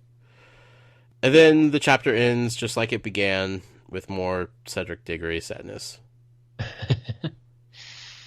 Yeah, common theme. Yeah. And the reassuring, comforting Mrs. Weasley. Yes. Which I kind of needed at that point, those were pretty heavy chapters. A lot of things happening. It's like, you know what? Man, I would love to just go to sleep and have Mrs. Weasley there by my side as well. That sounds like the perfect way to end this book. All right. But we had one more chapter to do. It's true. We should keep going. Yeah. All right. So, chapter 37, the beginning. That's a weird name for an end of the... last chapter. Yeah. But... I actually skimmed back to the first chapter to see if it was called The End. Yeah. Which it wasn't. No. But I was like, wait a second. What's going on here? Yeah, but I think it does kind of play into your theory that not everything is going to wrap up. Yeah, I mean, there wasn't a distinctive reason for this chapter to be called the beginning. Like, there was nothing that was like, pinpointed that one. But it was more kind of ambiguous, and that feeling of, man, like, this year is over, but this story is knee deep right now. Yep. Yeah. So the chapter did start off with a relief to me, and that was Cedric's parents not blaming Harry for the death.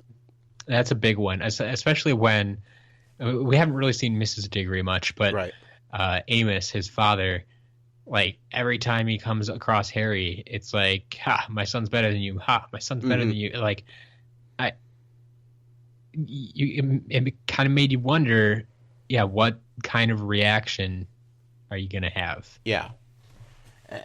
I was worried about that. You know, as far as like everybody else blaming Harry Potter for the death, like I could get over that, but like I was going to be very upset if we had to like deal with the Diggories blaming Harry Potter for the death as well. Like that would have been very emotionally hard, you know? Yeah. Because I could totally see, like you said, like Amos definitely, you know, being the character that we kind of found out he was earlier in the book. But it's like people aren't always who they seem in different situations. So, Yeah.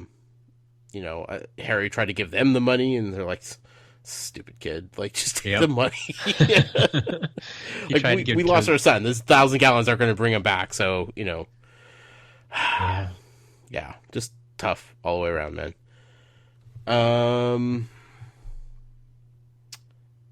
Let's see. They don't have Defense Against the Dark Arts classes anymore the rest of the year. Yep. For obvious reasons. Got no teacher at the moment. Yeah, I mean, the real Moody trying to catch up to where they were in the lesson plan would be very difficult, I feel like.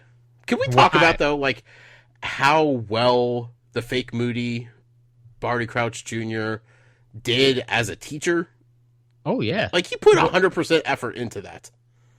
Exactly. I mean, like he says, that's part of the reason he kept him around, is so he could kind of learn from the other Moody, the real Moody. Right. Whether it just be like his patterns or whatnot. But yeah, I mean, but you think about it, some of the stuff, like I think the first lesson we saw with him, you remember what that was? Was that when he was bouncing Draco up and down? That wasn't actually wasn't a class. I mean, it was a lesson, though. Sure. Draco learned a lesson that day. But yeah, the first class they had with him, he taught him about the unforgivable curses. Oh, that's right. Yeah, which bold move. Fits into Defense Against Dark Arts, sure. Yeah. But that's something, if you think about it, the real Moody may not have taught them. Right. But it was something that Barty Crouch Jr. Definitely had under his sleeve. Like, that's something he knew backwards and forwards he could do in his sleep. Yeah. And they were used all book. Yep. In various different ways. So. Yep. Yeah. And a lot of times it was Moody doing them. Mm-hmm. That's true. Or, well, Barty Crouch Jr. doing them. Right. Fake Moody. Faux Moody. Hagrid and Maxime seem to be okay. Yeah. They seem to be back together again. Yeah. Friends, maybe more. We don't know. Seems like they have a special assignment for the summer, though. Well, at least Hagrid does, and he's trying to get Maxime to go along with him. Right. And Harry tries to get it out of him, and I think this might be the first time in the history of Hagrid that he was actually able to keep a secret. Like, he started to tell him, and I was like, Hagrid. And you see, that's the thing. Like, he can do it when he's sober and when he's not worked up. Like, that's usually when you get stuff out of him is when you catch him off guard, or he's been drinking a little too much. Sure. He just kind of starts rambling. Calm and peaceful, and he's in a happy place. And I was gonna say kind of happy. Yeah. So I feel like their summer mission will be an outreach program to the Giants. Dumbledore is worried that they will be brought over to the dark side by Voldy if they're, if some sort of partnership isn't reached.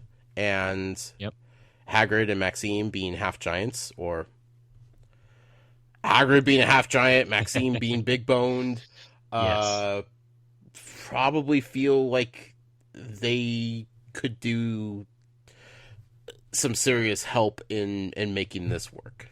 Yeah, the best option right now that Dumbledore has. Right. I mean, he's going to say no to Hagrid, right? Yeah. He's adorable. Well, especially compared to a giant, yeah, he's adorable. So then we go to like the closing, the final dinner, right? Yep. Okay. And this is where it got incredibly difficult to function. Because of course, like the whole thing was, they didn't have a house champion to declare like they have other years. And even if there were, like, I don't think the mood would have, like, allowed something like that to happen. This was definitely, like, the last final way for the students at Hogwarts to pay their respects to Cedric. And this was tough. Like, this was tough reading because, like, Dumbledore is very eloquent with this kind of stuff. Yep. I mean, he's eloquent. He words things nicely, but at the same time, it occasionally feels like I don't want to say tactless, but he can be a little bit blunt. But only when he feels it's the best option. The best option, and for a reason. Yeah. Like, he doesn't want his students to be unprepared or caught off guard by what's possibly going to be happening. Yeah. And like he said, like, he doesn't want Cedric's death to be thought of as an accident, or because, like, he made a misstep in the maze or did something wrong, or he put it, very bluntly, like, he deserves to be remembered and honored for what he did, and the only way to do that is to know how he died. Yep. We're not going to sugarcoat this. We're not going to make you think anything else. Like, it would be unfair to him and his good name for everyone to leave here thinking that, like, it was just an accident. Yep. Or he wasn't, he was killed by a giant spider or something because he wasn't quick enough with the wand, or, whatever people were thinking. Sphinx. Yeah, like, no, he shouldn't be remembered like that because he did everything he possibly could to win that thing, and he came out victorious, and, like, he was killed by somebody in cold blood who couldn't care less about him. He called him basically just a throwaway piece of trash spare person, and, like, I appreciate that Dumbledore understood that the kids needed to know what happened, not just because, like, they need to understand that Voldy is back, but because Cedric, like, shouldn't die in vain, Yep. Like, they need a reason to rise up, and, if the pain is coming down upon Hogwarts in the next few books, and, they're going to need to defend themselves and the school, they need more of a reason than just, I don't want to die, and doing it in the name of Cedric going forward. Like, that is a powerful stepping stone emotionally for these kids. Yep. Yeah, I appreciate that Dumbledore, I guess, kind of almost goes out of his way to ensure that the truth is not sugar-coated for these kids. Yeah. I mean, like, it's one thing for, like, these 6th and 7th years, 17, 18-year-olds who are going to be going out into the real world soon. I mean, like, there is a graduating class this year that is going to be leaving Hogwarts. And, like, this is Dumbledore's last chance to kind of teach them anything he can. But then you think about there's first years in here too. Yeah. These 11-year-olds. Yeah. Very impressionable. Yeah, he's not gonna filter anything for them either. No. Like this is something very important. You need to know. And another line he throws out here is the truth is generally preferable to lies. Yeah. Like, yes. Absolutely. Yeah. 100% of the time. Yeah. The Slytherins are just being horrible, as they always are. Yep. No surprise there. No surprise. There's a piece of me that was like going into this thinking, well, maybe. No. And then, he finishes it off with remember Cedric Diggory, and that was tough. That was a tough moment. Experiencing the mood at the Hufflepuff table, and Cho, she's just like bawling and like just tears everywhere, and it's hard for these kids. They haven't had to deal with this, but it also like gave me hope for the future of Hogwarts. That hopefully this could be a rallying cry for them, and it's a shame that we had to lose Cedric, but hopefully good could come of it some way, somehow. Yeah. So then we get to the goodbyes. Ron tries to hit on Fleur Delacour one more time. Might as well try, right, Ron? I mean, just go for it. Didn't seem like he was successful, which is interesting. She's still kind of smitten with Harry Potter? Maybe. In a weird way, like, at least appreciative. She at least sees him as a friend. Which, she didn't really see anybody like that, like, coming into the school, No, not at all. I mean, she felt like an outsider for sure, I think. And kind of by design and choice also. Like, she definitely didn't seem like she was making much attempt to fit in. Yeah, I mean, she I think, was here on a mission. Yeah. She was here to win. She was focusing on that and not so much on mingling. Right. Speaking of swooping in, Victor Crumb, he comes in. He's very good at that. Tries to talk to Hermione. They do talk. We don't know what was said. What we do know, though, is Ron finally got up the courage to do something he's been waiting to do the entire year, and that's ask Victor Crumb for an autograph. And not only did it make Ron's day, but it finally made Victor Crumb smile about something. Like, it gave him a little swag in his step, as he headed back to the ship. He's like, yeah, I still got it. I'm still the man, I didn't win this stupid tournament, but I am a professional Quidditch player, and people know me for that, and that's all that matters. Yep. So he needed that little ego boost, I think. Here's the thing. Is this the last we see of Fleur Delacour and Victor Crumb? I don't know. That'd be a good Muggle theory. I don't know. It doesn't seem like it. Is it the last we see of Igor Karkaroff? The Death Eater who fled because he was too scared to confront? Like I predicted in Muggle Theories number 5, Matt? I don't know. It's possible. Igor might be gone forever. He might resurface at some point, accidentally. I don't know. So here's the thing. Let's talk about the Muggle theories that I laid out here. Okay. There were 3 mystery Death Eaters I tried to solve for. I put Igor Karkaroff as the Death Eater who who was too afraid to stand, to come back to Voldemort. Yeah. Too cowardly to return. Right. I pegged Professor Snape as a Death Eater who has left Voldy's side, possibly forever, and will be killed for it. Is he that Death Eater? I don't think we got an answer to that. So I can't give myself full credit. Sure. But it kind of feels like that might be it. But feels like it's still possible. Still possible. It's still plausible, right? Yeah. Snape, he's either a double agent or a triple agent. Like he hard to say where he's at right now.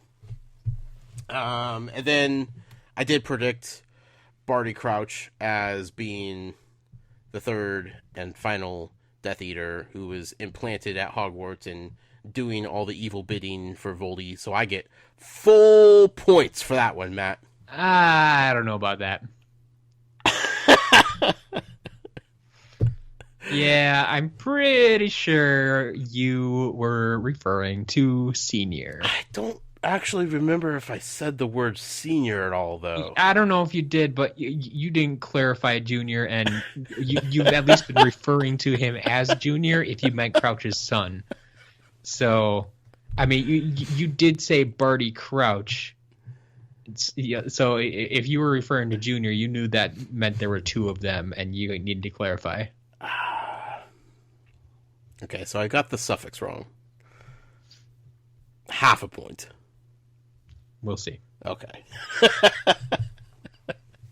Anyway, I felt good about that. So, will we see? Yeah, I think you did pretty well. Yeah. Will we see Karkaroff again? I don't know. It doesn't feel like he's done forever. But we'll see. Yeah. Then, on the train, Matt, the biggest, most exciting, most jaw-dropping reveal in the history of Harry Potter series up until now. Yeah? Rita Skeeter is a bug. And you finally eventually nailed it down. Like, you did finally mention fly on the wall. And I was impressed. I honestly, I don't even know if I fully believed that. I just thought it was a fun idea to think about, like that would be the solution to what's going on. Yep.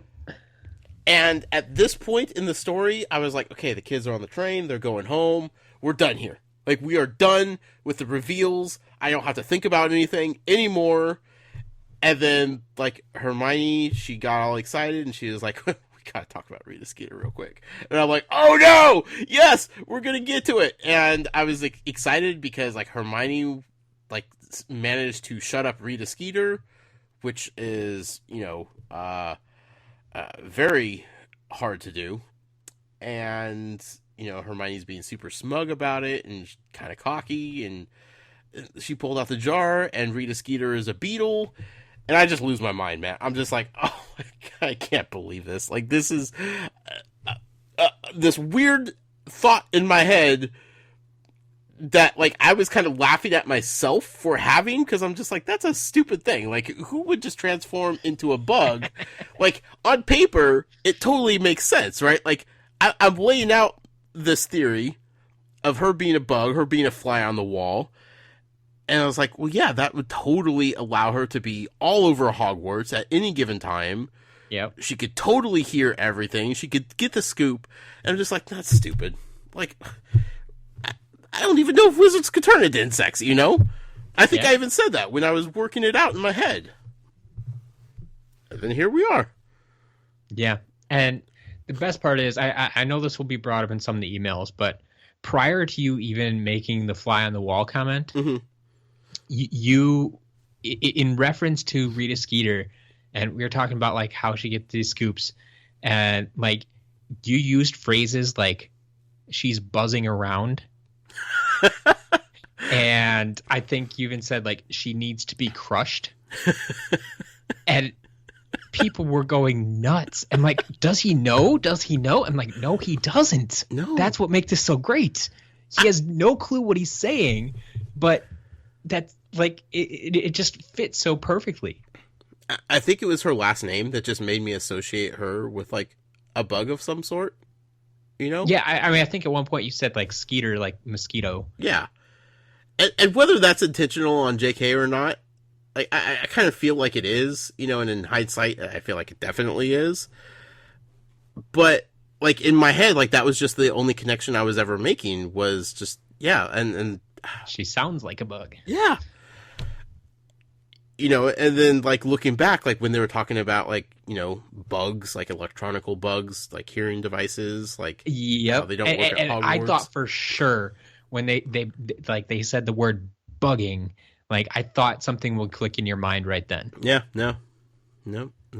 But yeah, like I know they went through the whole list in this final chapter here, but like if you go back through the book, like they do mention a beetle crawling on the back of the statue in the garden when they're spying on Hagrid, and they do mention the water beetle that Crumb picks out of Hermione's hair and stuff like that. Like it's all in the text. Sure, they're not just making stuff up at the end here. Right. Yeah, and like it's those things you catch as you reread the book, and it's like, wow, it was there the whole time. And just this little tiny, you know, subplot of this bigger story, and yeah, really cool reveal, really fun. I enjoyed that. That's good. And I just it just kind of reconfirmed, because we've had many chapters now without Ron and Hermione being a part of the story really at all. Sure. And like it was nice to finish the book with like me like being reminded like how much I love Hermione as a character. Like I just love this girl so much. Like she's just so amazing, and it was just nice to have this moment of the trio together to end this craziness. But we weren't done yet, Matt. Not quite. We had a couple more things. The Slytherin gang, they come around, they try picking a fight, because that's what they do.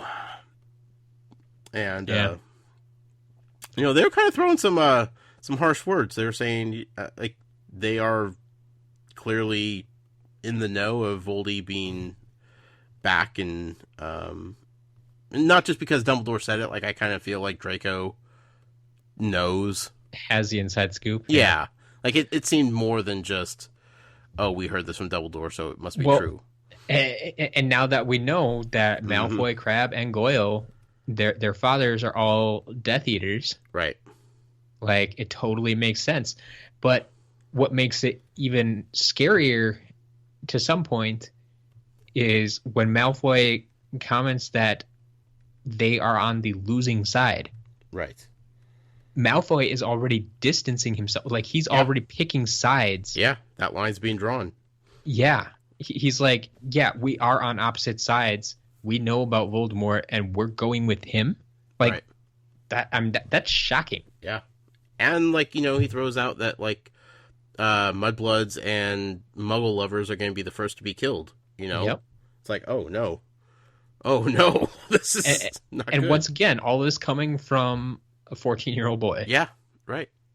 Yeah, so intimidating, but thankfully, the trio and others are kind of done hearing this. Like, this is not what they want to deal with on their ride back home.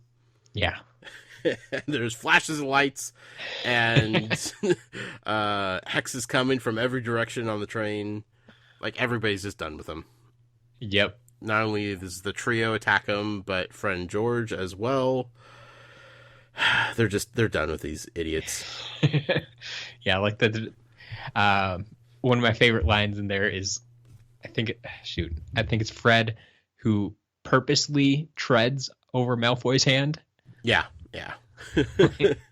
Like, usually the line is purposely avoids stepping on, but no, he purposely stepped on him. Yep. And they talk about the hexes that they use, and they all use different hexes, and they discover that maybe some hexes shouldn't be used together. but they have some interesting effects. I would like to see a book on that, like different hex combinations. Yeah, hex combos. You could figure out how to grow tentacles from your face if you wanted to. Mm-hmm. So finally, Fred and George, they're back in the picture because I forgot that we still have one more thing to clear up with them, and that's who they were blackmailing. Yep. Turns out it was indeed Ludo Bagman. You got that one. Who doesn't seem to be a bad guy, but maybe he's just not the best of dudes. Yeah, he's a little sketchy. Yeah, I mean, he's not bad in the sense of, like, maybe he's a possible Death Eater, or, maybe he's fighting on the other side.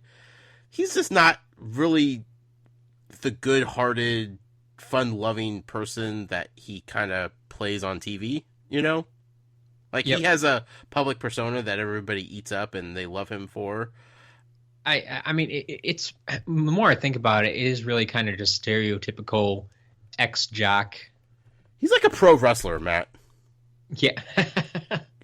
Like, he puts on a show when the cameras are on and when he's, like, in public, but behind the scenes, like, he has some skeletons in those closets, Sure.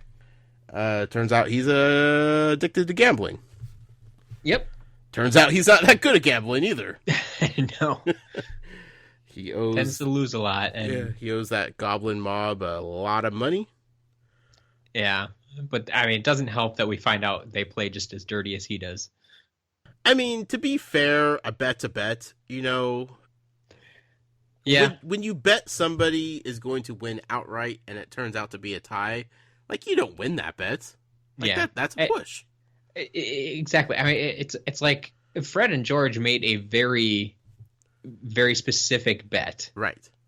And yeah, if only like one part of that like had played out, like Crumb caught the snitch, but then his team won, like that, they wouldn't have won that. Yeah. Yeah. So turns out that when they were paid by Ludo Bagman for that amazing prediction that he paid them in leprechaun gold, which, as we found out, disappears after a while. Yep. Because it's leprechaun gold. And basically they spent, a good portion of the year trying to track down Ludo for their winnings, and then eventually just conceded to just like, fine, just give us our original money back and we'll call it good. Like, we're just done dealing with you at this point. And he wouldn't even do that for him. Well, he couldn't do that. He was broke. Even if he had it, I still don't think he would have, I think he might have, just to get him off their back. Maybe. But he did throw the advice at him of they're too young to gamble anyway, so, like, move on. Like, this was like a lesson learned for you youngsters. Stay out of the gambling rings. It made me a little bit sad to see this side of Ludo, because I really, really wanted him to be the character that he was portraying. But it kind of made sense, all in all. Yep. I'm just glad that he wasn't the evil villain that he was kind of hinted at being all book. Yeah. And then, Harry finally was able to give away the money that he did not want. He gave it to Fred and George. He said, here, invest this in your joke shop. And, like, the line that, like, did it for me was, we could all use a few laughs right now, Yep. It's like, oh, God, that's so good. Like, it's a really, really dark times right now. Like, there's a lot of bad things happening all around. And Harry's just like, we need something, please. We need you more than ever. Yeah. Fred and George, who would have thought anyone would have told you that? We need your jokes more than ever right now. Yeah. So, I enjoyed the ending of this book. I even put in my notes, like, I feel like I need, like, a big, long mental vacation from all of this, because it got heavy so quick, Matt. So quick. Yep. Like, from the moment, like, the third trial was done up until them on the train, it was just one heavy punch after another to the gut, and we could finally breathe a little bit. But man, oh man, that was just that was a lot. That was a lot, Matt. Yeah.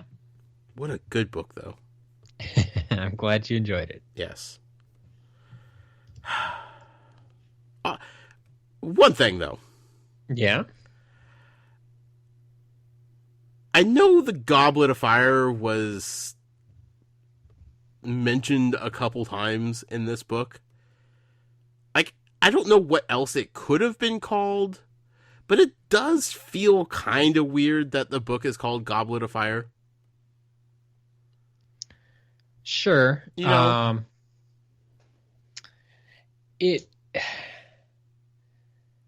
I think that's part of it is what else would you call it? Yeah, that's where I'm stuck on. Well, like the Goblet of Fire is kind of the main event that got Harry in trouble in the first place. And then it's the Goblet of Fire once again that he grabbed. Or no, he didn't grab the goblet. Never mind. Yeah, it was the goblet that got him in trouble in the first place. Yeah. And I do believe I read this somewhere that J.K. originally had the book titled as Harry Potter and the Triwizard Tournament. See, I would have been okay with that. But at the same time, I think that's a little bit less mysterious and gives more away. That's true, because there was that big reveal of he made it into the tournament when he wasn't supposed to. Yeah. Whereas Goblet of Fire, I think, is a bit more mysterious. Like, it still sounds good, it flows, it gives you something to wonder about, but you don't know that, oh, there's going to be a tournament. Oh, there's 3 wizards. Or it's supposed to be 3 wizards. Because like that would give away like the different schools coming in. It would give away just a bunch of different things, I think. Yeah, it felt like the other books, Chamber of Secrets, Prisoner of Azkaban, I guess not, but like even a little bit. Like it seemed like that was what we were building up to. That was like what we were looking for. That was the mystery that we were solving. Yeah, Sorcerer's Stone and Chamber of Secrets, definitely. Yeah, Prisoner of Azkaban, like we found out who the Prisoner of Azkaban was like in the first few chapters. Sure, but there was definitely something more important about him, you know. So it was like the mystery of like he was prevalent throughout the book. Yeah. You know, I don't know. So, like, it felt like we were at least working up to something with the other titles, whereas this one is like, Goblet of Fire is like, 10, 11 chapters in, then we have like 20 other chapters to go, 20 plus chapters of like everything else happening. Yeah. Like, I guess what I'm saying is, I was kind of anticipating the Goblet of Fire coming back into the ending of this book in some way, shape, or form. Sure. Like that being what somehow was used to bring back Voldemort in the rebirthing spell or something. Some final tie-in to make sense of why this book was called Goblet of Fire. Yeah. That's my biggest gripe. Okay. Hey, if that's your biggest gripe, I'll take it. Exactly. I mean... past that, I'm having a hard time finding anything I don't like about this book. Other than all the sad and infuriating parts, which I hate, but... I think now would be a good time to discuss the Muggle Poll. All right. The Muggle Poll is something that we do every week. We do this on our Twitter account, which is @TalesFromGH. Every Monday, or whenever we are recording for the week, Matt puts it up on Twitter about 4 p.m. Pacific time, 7 p.m. Eastern. It's that like 11 a.m. or so Australian time. Something I don't even know. Somewhere, right? Yeah. But it's something we do every week. It kind of ties into our weekly reading assignment. It allows us to have a little bit of fun, get to know you guys, the audience, a little bit better, kind of see where you're at with feelings and thinking about what we read. They're always fun. Matt, what was your big question this week? Well, I wanted everybody, as much as they could, to go back to their first read-through of this book. I know that's a hard thing to do sometimes, especially if you've read them so many times and seen the movies so many times. Like, it can be a hard thing to do. But as much as you can remember, what was the most surprising twist for you in this book? Like, as we just discussed, there are a lot of twists and turns at the end of this book. Yeah. And so I tried to pick 4 of them that I thought were big.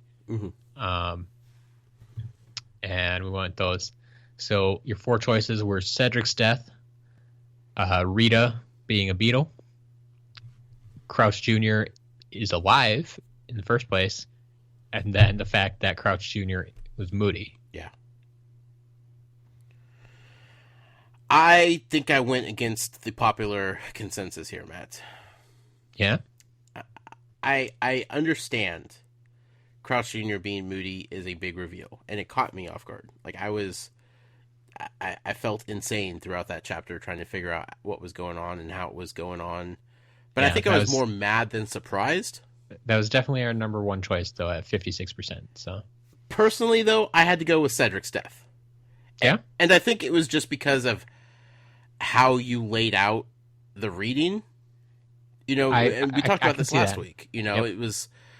We finished 1 week and I'm excited, and I'm in wonder of trying to figure out how they're going to break this tie, as who won the tournament and all this good stuff, and things are good. We ended that week on a good note. For anybody else that was reading, they just move on to the next 2 pages, and Cedric's dead immediately. But I had a week to sit there and just kind of oh, this is nice, This is interesting. I don't know what's going to happen, but I'm excited to find out. And then a week later, 2 pages into it, boom, Cedric's dead. And I'm like, whoa, that came out of nowhere, Yep. Yeah. Whereas, Crouch Jr. being Moody was I'm already on edge with everything at this point. And why it was a huge surprise, I felt like knowing it was the end of the book, I was kind of more prepared for big things to happen. Makes sense, yeah. Yeah, I totally see where you're coming from. Yeah. But, I can't argue with the people who, were totally caught off guard by Junior being Moody. Yep. Faux Moody. So, what was yours? I went with Crouch being Moody as well. Yeah. Yeah. Crouch being alive, I don't think was a big surprise. I felt like there might have been something there with how many times we talked about him and learned about him in that weird thing that Dumbledore had in his office. It's pensive. That thing. I wouldn't have been surprised if he came back in a book or 2. Oh yeah, he's still around. Sure. But to come back immediately, and then the big reveal, then he gets killed, allegedly. Yeah. No, I get it. I can't argue with it. I think for me it was just because I had that long gap between those 2 pages that set, the bar for the rest of how the book was going to go for me. Just kind of, that hit hard, so. Yeah.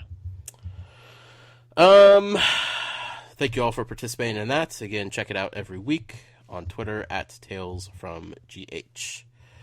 Now, Matt, I think it's time to get to, hopefully, the good part of the podcast. Now, I say hopefully because it usually is, but, sometimes you people out there throw me some curveballs. But, Matt, do we have emails from the listening audience this week? We do. Awesome. We do. So our first email this week comes from what I'm assuming has to be one of our youngest listeners, who got to know the show actually because of her mother. Okay. We've interacted with a few times already. But we'll just get into it, and you can jump in when you want. Sure. So it says, Dear Josh and Matt, sorry, this is from Maddie. Hi, Maddie. It says, I have been listening to your podcast every night when I go to sleep and every morning when I get ready for school. This is the voice that you choose to listen to when you're going to bed? I'm sorry. I'm sorry. You could do better. Puts her to sleep. My name is Maddie, and I'm 12 years old. You might also know my mom. Her name is Taryn. She's written in a while ago and sent and you've sent her 3 owl posts. And she won the Quidditch set. Okay, cool. Yeah, so she's been quite active with us. Yes. Probably after Matt reads this, Josh, we will have sent you my painting called The Misfit Niffler. I received that this afternoon. There you go. Yes. You put a picture of that up on that was actually on our Instagram account. Instagram, yeah, and it linked over to our Twitter account too. So okay, yeah.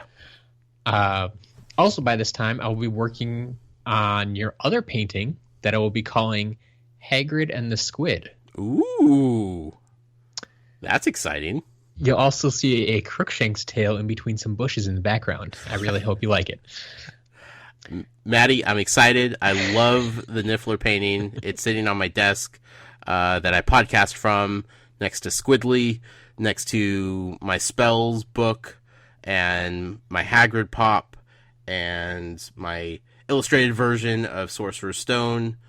Like, my desk is becoming nothing but Harry Potter. Which love is it. Totally weird, Matt. Yeah, less than a year ago, who would have thought? My hell, things have changed. But no, Maddie, thank you so much, and definitely thank your mom as well for helping you send that off. Like, it was very unexpected. I am very grateful for it. I absolutely love it, and I can't thank you enough. Well, she's not done with her kind words here. I think this podcast is better than the Harry Potter movies. I would agree. I think Josh's theories are the best thing in the world.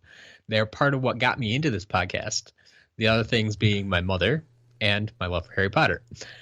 I also wanted to see how someone who has never seen the movies before reading the books saw the Harry Potter world, because I saw the movies before I read the books, and I know how they ended.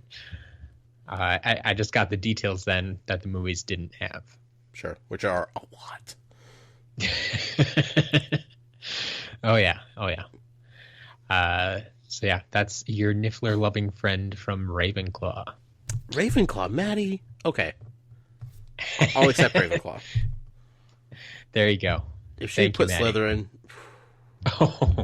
we would have had a talk after this. You had some words. Yeah.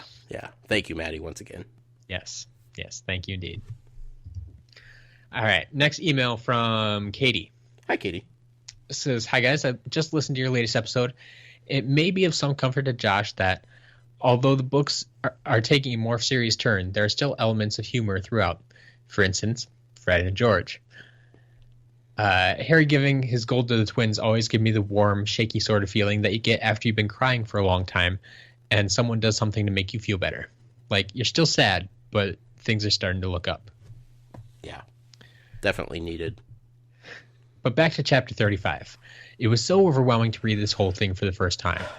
I was almost spoiled by a friend for this reveal, but luckily all she said that was Barty was the faithful servant. So, like Harry, I just assumed that it was Barty Crouch we'd already been introduced to. Right. She wanted to spoil the whole story for me, but I threatened to give her jelly legs jinx if she didn't change the subject. See if you could combine that with another hex. Could have gotten tentacles growing from the face. Like, would have been great. See, I think the only problem is I don't think you could. Like, you need a second person to help you with that. I think. Sure. Can't do that all by yourself. So I'm almost capable of doing that kind of stuff, Matt. Okay. Just offering my services here. Partner in crime. And then there's chapter 36. I'm always tempted to skip the argument between Fudge and Dumbledore on rereads. Not because it's boring or poor writing, but because it's just incredibly frustrating.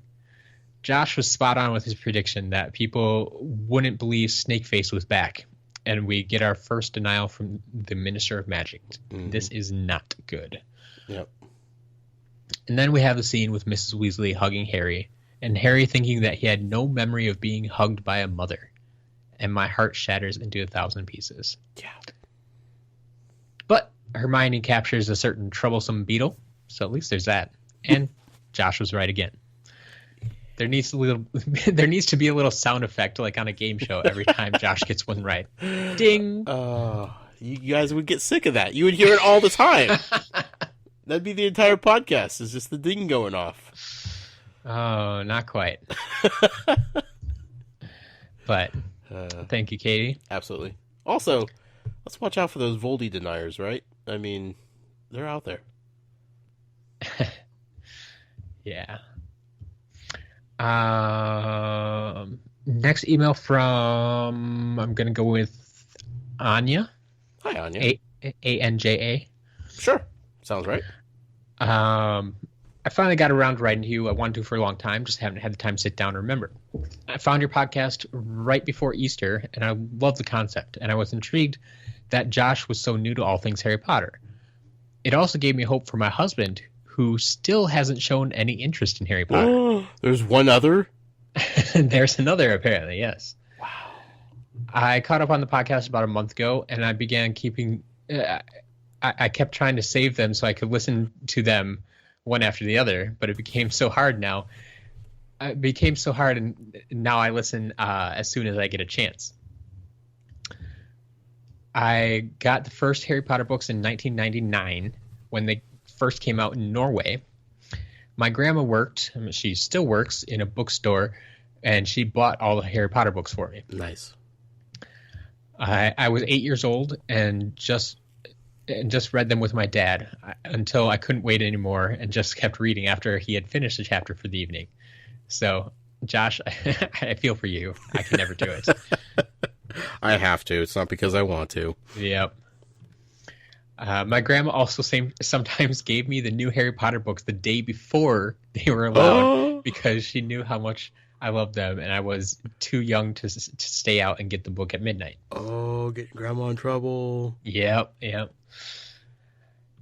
the summer of 2007, the final book came out, and this is the first book I started reading in English. I had read the other ones in English too, but I always read them in Norwegian first. I promised myself and my boyfriend, now husband, that I should read this one slowly and take my time. Well, the next day I was done with the whole book. So that's my story of reading the books, and I can't wait to follow you on your journey. This podcast really got me thinking about when I read them for the first time. I can't wait, Josh. I can't wait for Josh to meet the lady in pink. The lady in pink? Who's the lady in pink? I don't know. Oh. Anyway, yeah, she attached a picture of her tattoo, actually. Oh, okay. I'll try to sent that over to you so you can take a closer look. But sure. I can just describe it quickly. It's okay. It's a picture of a wand with Expecto Patronum written over it. Ah, very nice. But yeah, Cool. it's a nice one. Awesome. Well, thank you for finally writing in. I know it's tough. I know writing an email seems like the easiest thing to do, but I trust me, I listen to tons of podcasts that I wish I could just sit down and write emails to all day. I know how easy it is to forget or not find the time to. We definitely appreciate you finally making time for us. Yep. Don't be a stranger.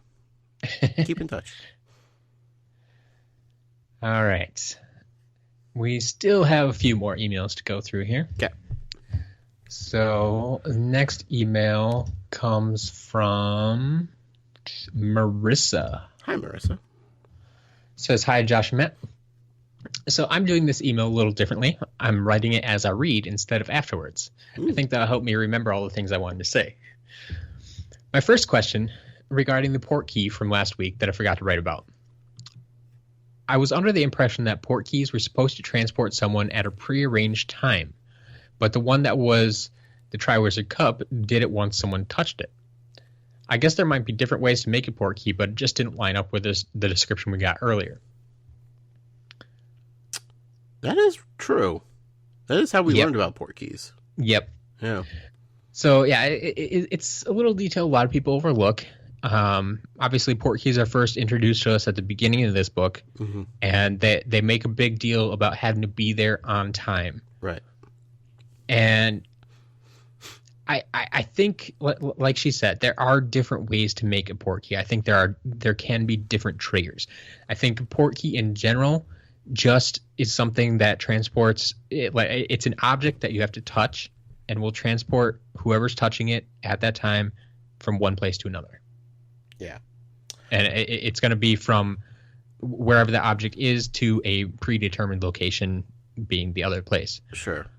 I was also under the impression, maybe my memory is just completely shot at this point, but I vaguely remember when we were learning about portkeys that like you could have a designated amount of people assigned to use that portkey at once. I don't think so much. No. Okay, maybe I'm making that part up. No, so we saw them with the transportation of the World Cup. That was the first place. Yeah. And so they knew how many people were coming on each portkey, but I don't think it was limited to that many people. Oh, okay. Maybe that was it. But I think they did say like we have a group of so many coming in from this place. Sure. But that's just what they had on their schedule. So my mind, I was taking that and using it to think, okay, well, why didn't they just have this portkey as like only one person could use it, which would have kept one of them from not being transported, blah, blah, blah. And I think that's what people are doing with the time-specific portion of it, too. They're reading it as that's the only way they work. Whereas I think by the end of this book, J.K. shows us there are multiple ways for them to work. Right. So, and then how did the people from Voldemort's wand know that it would take Harry back? No one had touched it to be able to enchant it to have a new destination. Just seems a little bit off to me. So yeah, that's the other problem people have with this is that the cup has a dual use. Like all the other portkeys that we've seen have been one-time use objects. Like they took the used portkeys and put them like in a used pile back at the World Cup. Right. And they would have to enchant them again to send all the people back home. Sure. But once again, I mean, J.K. is creating these things as she goes, so she can create the rules. And we're also talking about, a different form of magic that was used to make this portkey. Mm-hmm. Yeah, and so like the best way I've heard this explained to me is just to think of, I mean, I've heard it explained as an onion. I don't know if I really like that description, but just something with layers, basically. Yeah. And so it had been enchanted to take the winner back to the beginning of the maze. But then Moody or Crouch Jr. put a secondary enchantment on top of that. Oh. That whoever touched it first would be transported to the graveyard. And that transportation would happen first since it was the most recent one placed on it. So that took him to the graveyard. That one was used up, but it was still enchanted to take them back to the beginning of the maze. I like that. So if you touch it again, it's going to take you back there. If you touch it a third time, nothing's going to happen. Sure. But that enchantment was still there. Right. Now, how did the Echoes know about that? Why did they say get back to the cup? Don't know. That's a little bit more of a question. But you also have to think if they came from Voldemort's wand, like they were a part of the magic making process that possibly... Wait, no, because Crouch put the hex on. Yep, that was Crouch. I don't know, Matt. Dark magic. You could say, like Voldemort was the one who told him to transport them to the graveyard in the first place. Yeah. But it's magic. Yep. Let's just leave it at that. Now for this week's reading, I was expecting Dumbledore to tell the crowd to get back and to give Harry some room. I mean, it's obvious when he first gets back that something isn't right. So why would Dumbledore let the people crowd around? You know how hard it is to control a crowd like that? Yeah, especially when the people are expecting when someone appears, that's the champion, and they're going to be celebrating. Right. They're all just going to rush the field. Right, exactly. Like, time ran out at the end of the game, everybody rushes onto the field.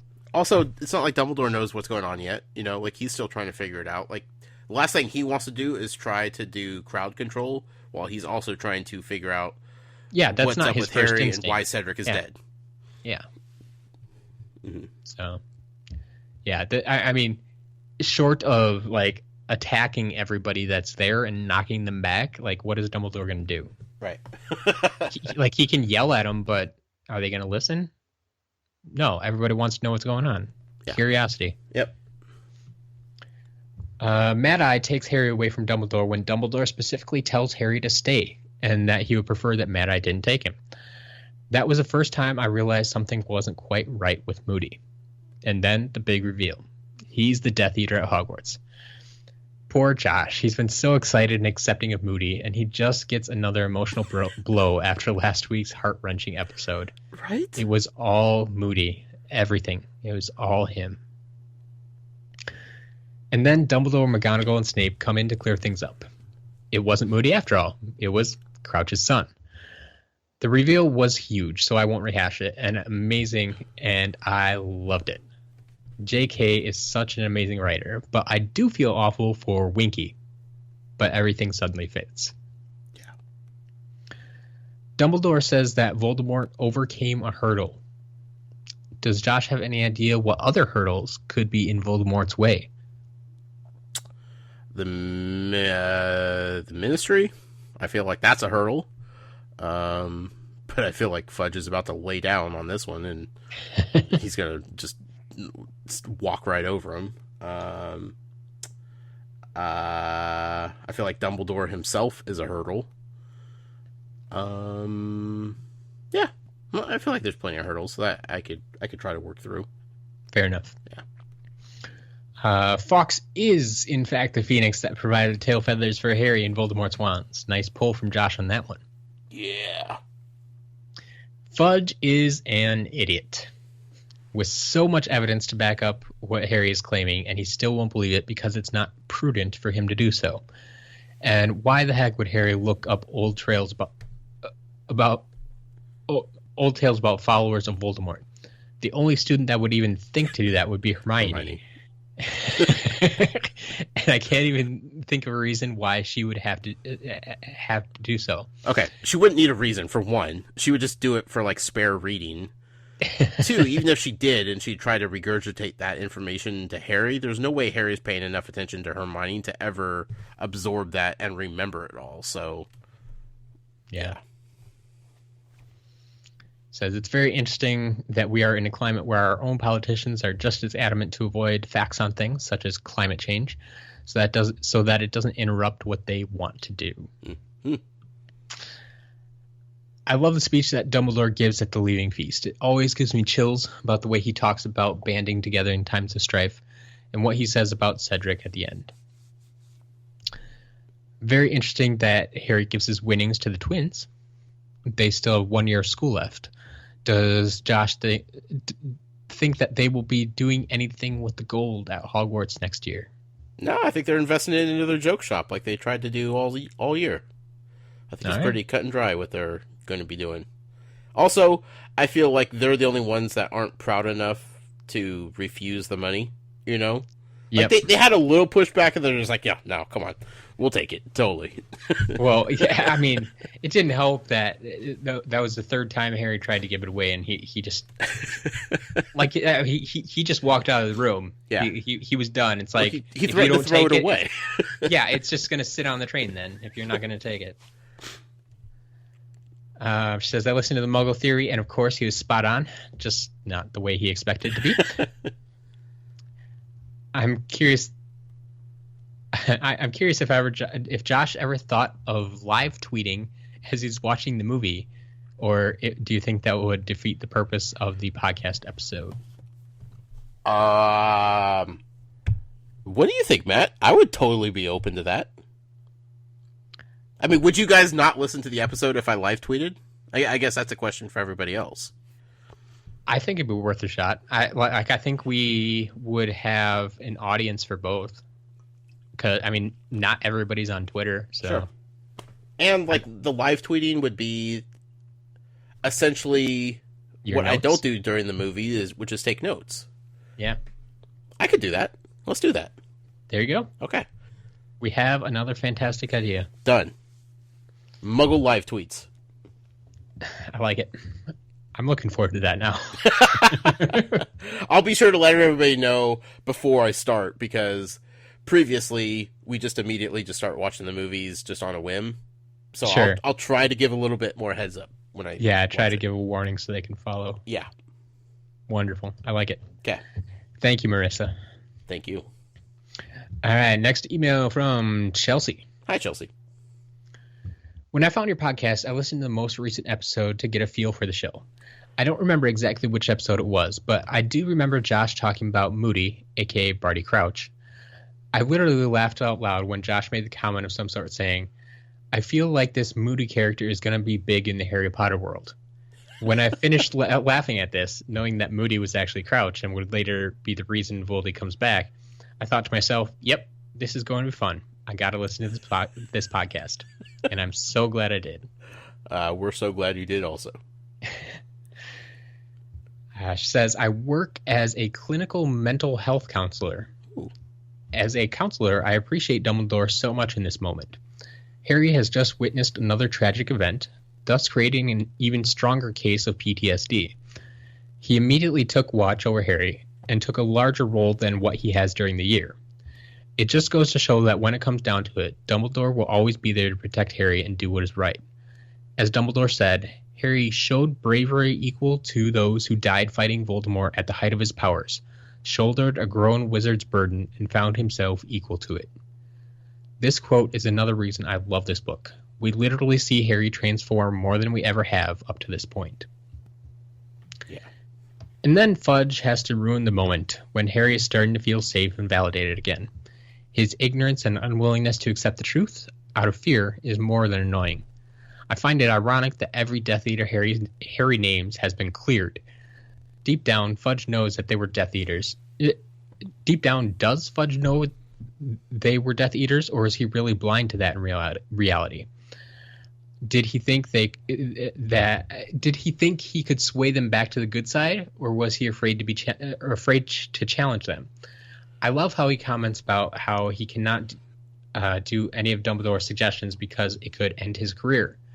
More than likely, his career and life will end when Voldemort takes action again. Or will Fudge be an ally to Voldemort? Hashtag Dumbledore for Minister.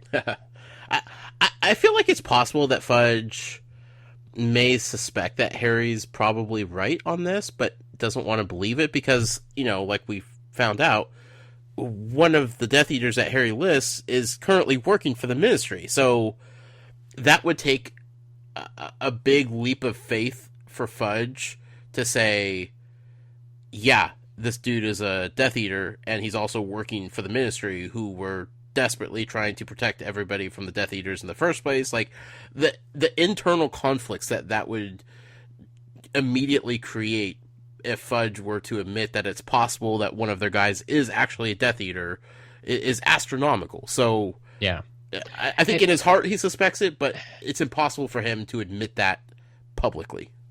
And I mean, you go back to it, and if you really, really, really try to put yourself in Fudge's shoes, yeah, like, he is the Minister of Magic. He is the top of the law in this world, and you're asking him to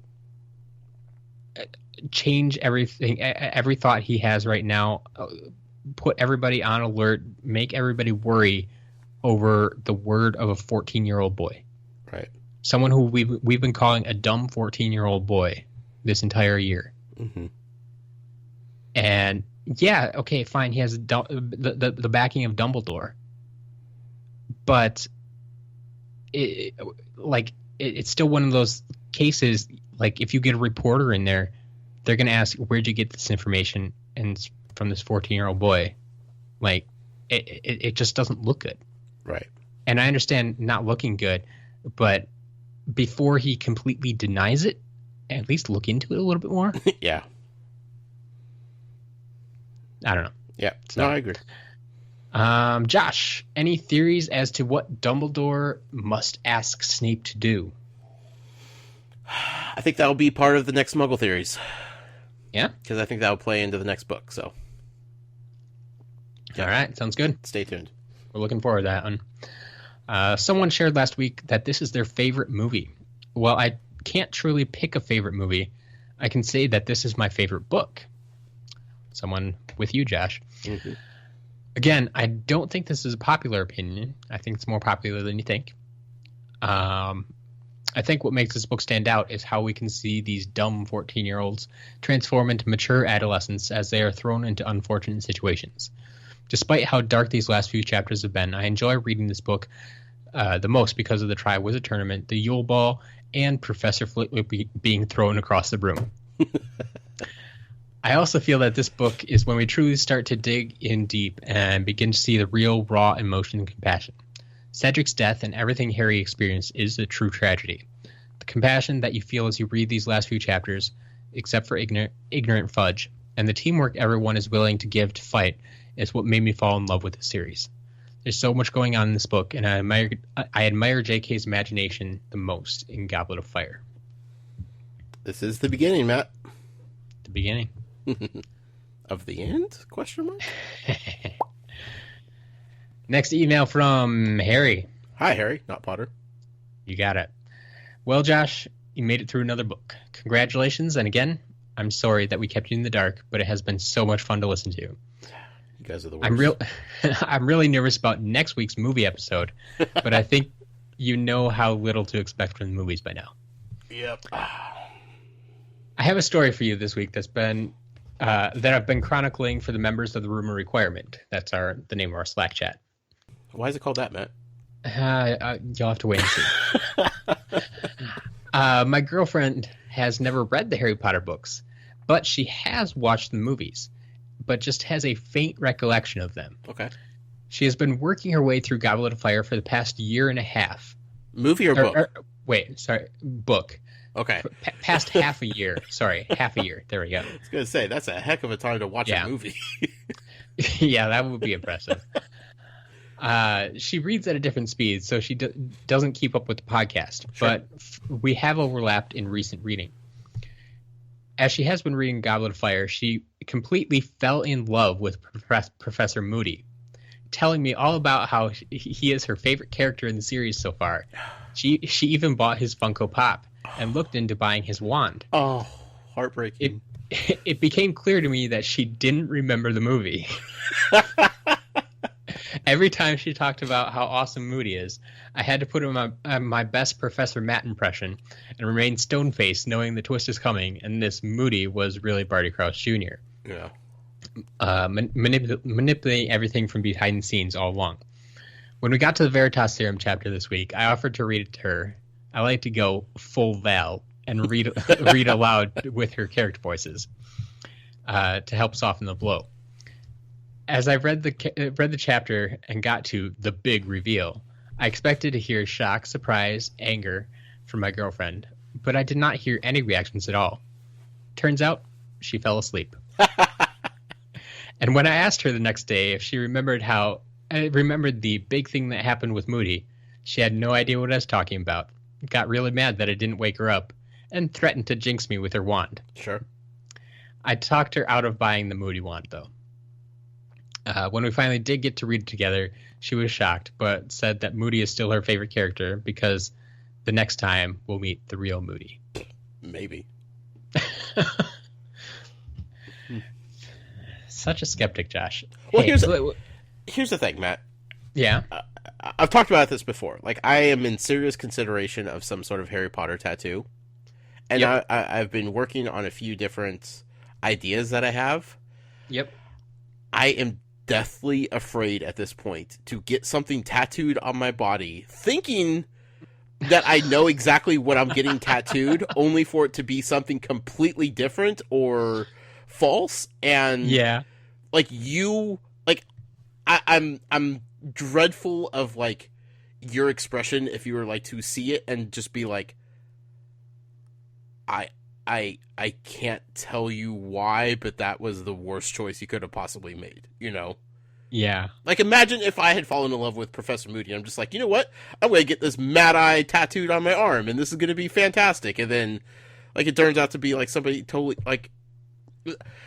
I am deathly afraid now of, like, I don't want to wait 2 years for this to finish this entire series, but I almost feel like I kind of have to, just to ensure that what I think I'm getting tattooed is exactly what I think it is.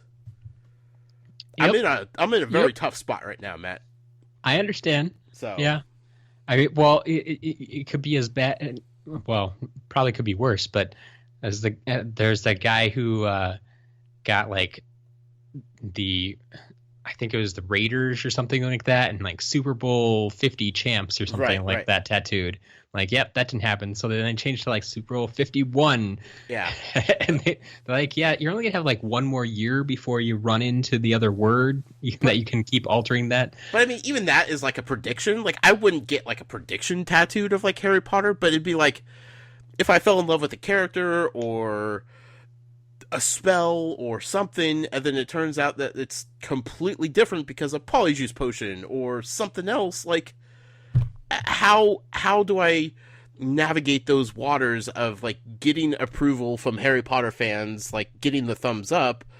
Because if I don't get the thumbs up, then I immediately know something's up with it, which is a slippery slope. Sure. You know? Like, what if I want to get the giant squid tattooed and it turns out like the giant squid is this giant racist, you know?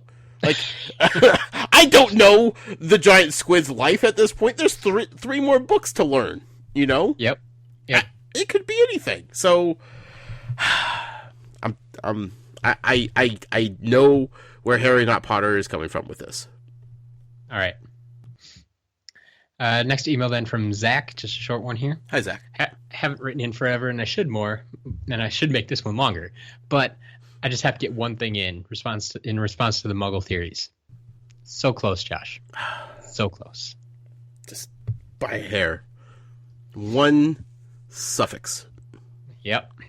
Well, I mean, hey, number two. You got to be specific, otherwise you're not going to win the bet. Yeah, I guess so. Man, Ludo should have taught me something on that one. Next email from Joe. Hi, Joe. Says, hey guys, we have finally finished the end. I really enjoyed this book, and the table appears to be set for the following 3 books to unfold. Congratulations, Josh, for finishing another book. I'm sorry these past few weeks has turned your world upside down, but it's worth it in the end. Better be. So I couldn't believe that Moody wasn't the real Moody, but instead Barty Crouch Jr. The character I came to know and love was, in reality, a Death Eater. Do we really know anything about the real Moody then? I feel so betrayed. Yeah. Does a real Moody drink from a hip flask? Absolutely. That's what it was known for. That's why it wasn't out of place. Well, we'll see. Follow up to that, an issue I had was why Barty Jr. would spend extra time teaching Harry how to beat the Imperius Curse when he knew that Voldemort could potentially use it on him if their plan succeeded. That's interesting. Yeah. I don't know that I think. Yeah, I mean, I don't know that he necessarily spent extra time. Like, I think he was having fun with it. Like, this was a Death Eater that was getting to torture students. Yeah. And no one was going to stop him. Like, that's true. I mean, yeah, he was having fun with it, and he's getting pick on Harry Potter, and yeah, it was I don't think he really like trained him so much to do it. Like, not intentionally, at least. It's just like, yeah, and like the first time he did it, he already kind of understood what he was doing. So also, it was going to happen eventually. Made his charade more convincing. Definitely.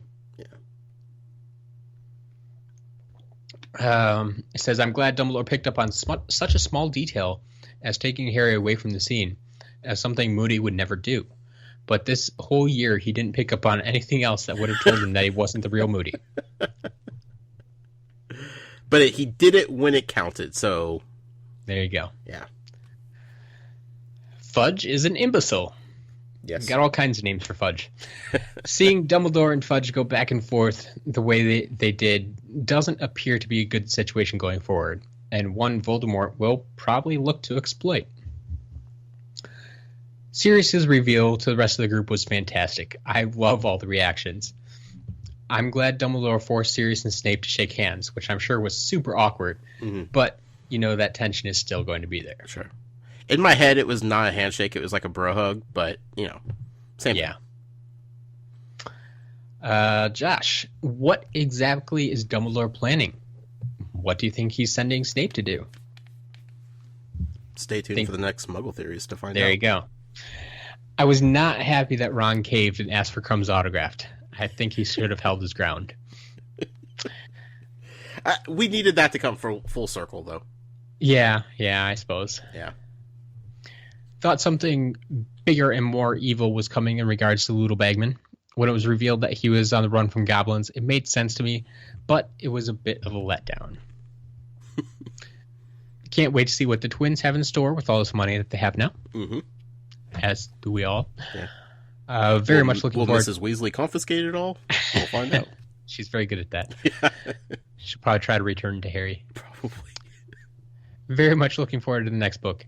This was my first time through Goblet of Fire, and will now be my first time through the Order of the Phoenix. Can't wait for more correct predictions from Professor Trelawney. That whack job. All right. Next email from Taryn. Hi, Taryn. Mother of Maddie. You guys, we finally made it, Josh.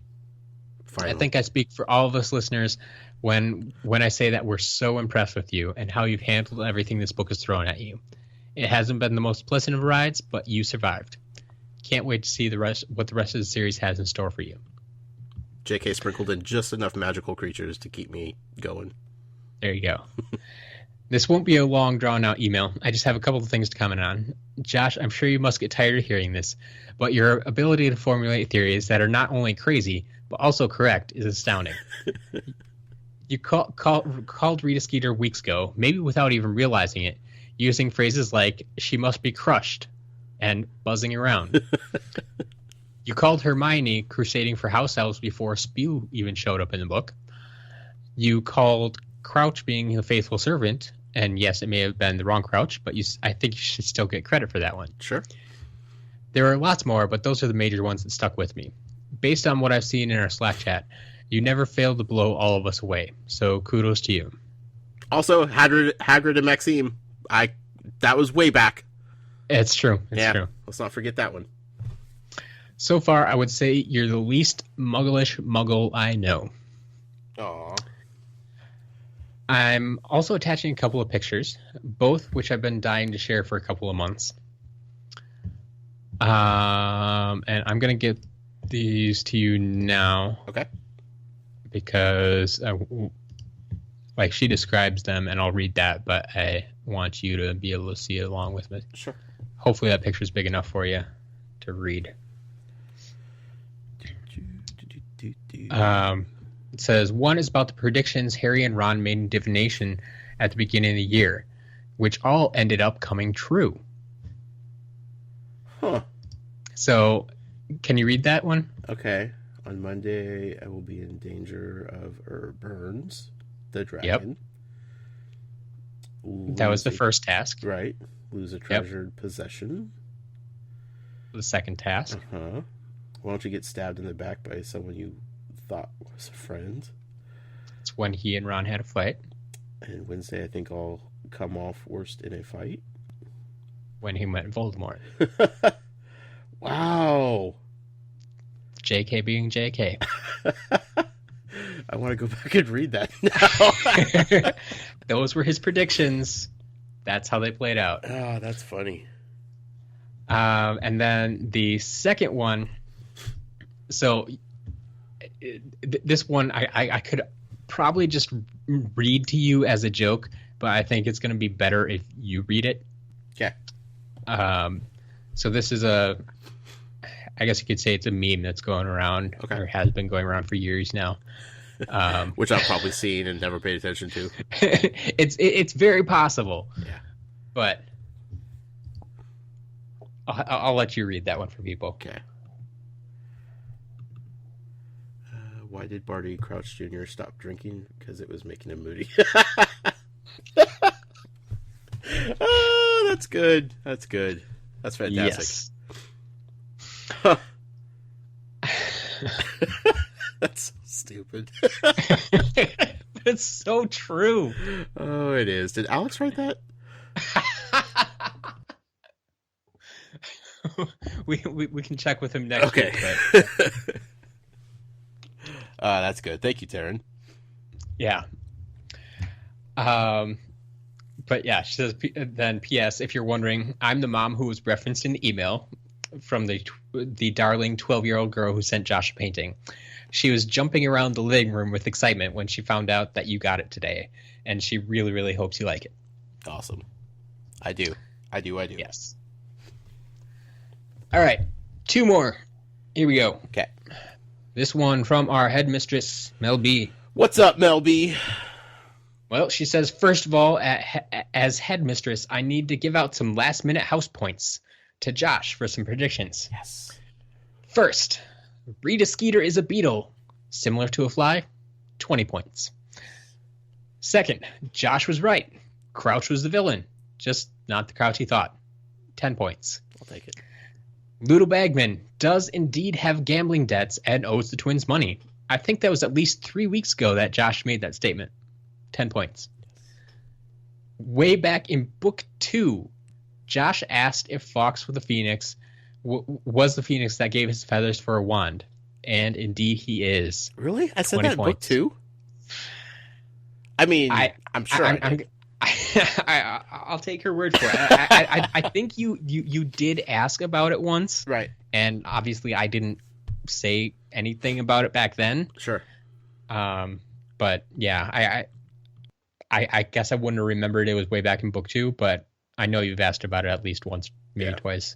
You've covered up enough of my crazy blurting out things. And a few bonus points. 15 bonus points for naming Crouch's son, Barty Jr., back when we first learned about him, but not his name. And now, as headmistress, I declare Josh wins the Muggle Cup. Yes. Shower me with praise, folks. But she continues, what I wouldn't give to witness your live reaction as the scene in Moody's office played out. I tried to convince Matt to read it to you over the air or have Val record it when she read it to you. That slow dawning realization that Moody was the evil mastermind and the panic that sets in, only to then to have Rowling reveal that it's not even Moody and that everyone has been fooled, even Dumbledore. Yeah. Full disclosure, Matt talked to Val last week about possibly setting up a recording of the reading and the reactions. We got started. We were a few pages in. We realized that we totally forgot to start recording. And from there, I will be completely transparent with you guys. And while this is a completely family-friendly show, my reactions were definitely not. I was quite upset about the whole Moody thing, and there was some choice language that I don't think would have played out too well for the listening audience. And from there, I just kind of shut down, and I got emotional, but I wasn't talking too much, and I was just kind of absorbing everything. And, like, unless you were seeing me, like, just the audio of recording just wasn't stellar. Wasn't my finest hour. So. Yep. Yeah. And as I think most people know by now, we do like to keep this family friendly, so we're not going to even, like, make exceptions for that. So. No, it wasn't worth it. Yeah. It's a good choice on your part. Yeah. I was mad, and I was confused, and I was weak. I was weakened by what was happening before me. Sure. Constant vigilance. The irony is that the one who kept warning us was the one we should have been watching. Yeah. Yeah. Rowling is a mastermind, and I think this reveal is just as big and shocking as the Quirrell reveal in book 1. That would be the Philosopher's Stone. Mm-hmm. Right. Yeah. Or Isn't it Sorcerer's Stone, whatever. Isn't it amazing how she puts everything together? Everything was there. All these little clues and hints. My favorite is when Snape accuses Harry of brewing Polyjuice Potion, and Harry's like, no, that was like 2 years ago. Right. That's your favorite too, Josh, right? Yeah. Mm-hmm. Yeah. Snape and Sirius need a "we will get along" shirt if Dumbledore ever hopes for them to be allies. They need like a matching locket set. I could see that. That would be cute. What I really wish is that Sirius could stay as a dog and live at Hogwarts with Harry. Nothing would come near him with Padfoot nearby. It's true. Good thing Hermione caught Rita Skeeter. All the information she would have witnessed to. I wonder... all the information she would have been witness to. I wonder how she would try to report what she witnessed. Fudge and Dumbledore fighting? Dumbledore plotting? Sirius being an illegal animagus? Like herself? People would probably have thought she was insane. Sure. Yeah, I mean, well, depending who you talk to, some people think she's insane now, but unfortunately, I think the majority just accepts what she writes. Harry the murderer, or Harry guilty of manslaughter, or, Yeah. all kinds of things could have been spun out of that. I love that Harry gave the winnings to Fred and George to give them a leg up on their dreams of opening a joke shop. Of course you love that, Mel B. You little jokester, you. This particularly appeals to me, as Josh is right. I do love pranks. See? She's not afraid to admit to it. Yeah, I appreciate that. And so we meet another... so we end another book, filled with laughter, filled with tears, triumph and heartbreak. Harry is off to stay with the Dursleys, and Josh is off to get some therapy before we start book 5. Josh may want to keep the therapist. He will need it. Oh. Meanwhile, I'm off to start drawing a new picture for our next Defense Against the Dark Arts professor. Ooh. I have thoughts and theories coming on that. We'll see if they line up. See, Mel just spoiled it. She said it's a new professor. That's what she wants you to think. She's a prankster. That's true. Oh, God. I can't believe anybody anymore. I love our audience. And our final email from, you guessed it, Atari Alex. What's up, Alex? The jokester himself. Well, we have arrived at the close of another book, and I must say it ends on a much darker tone than the previous 3.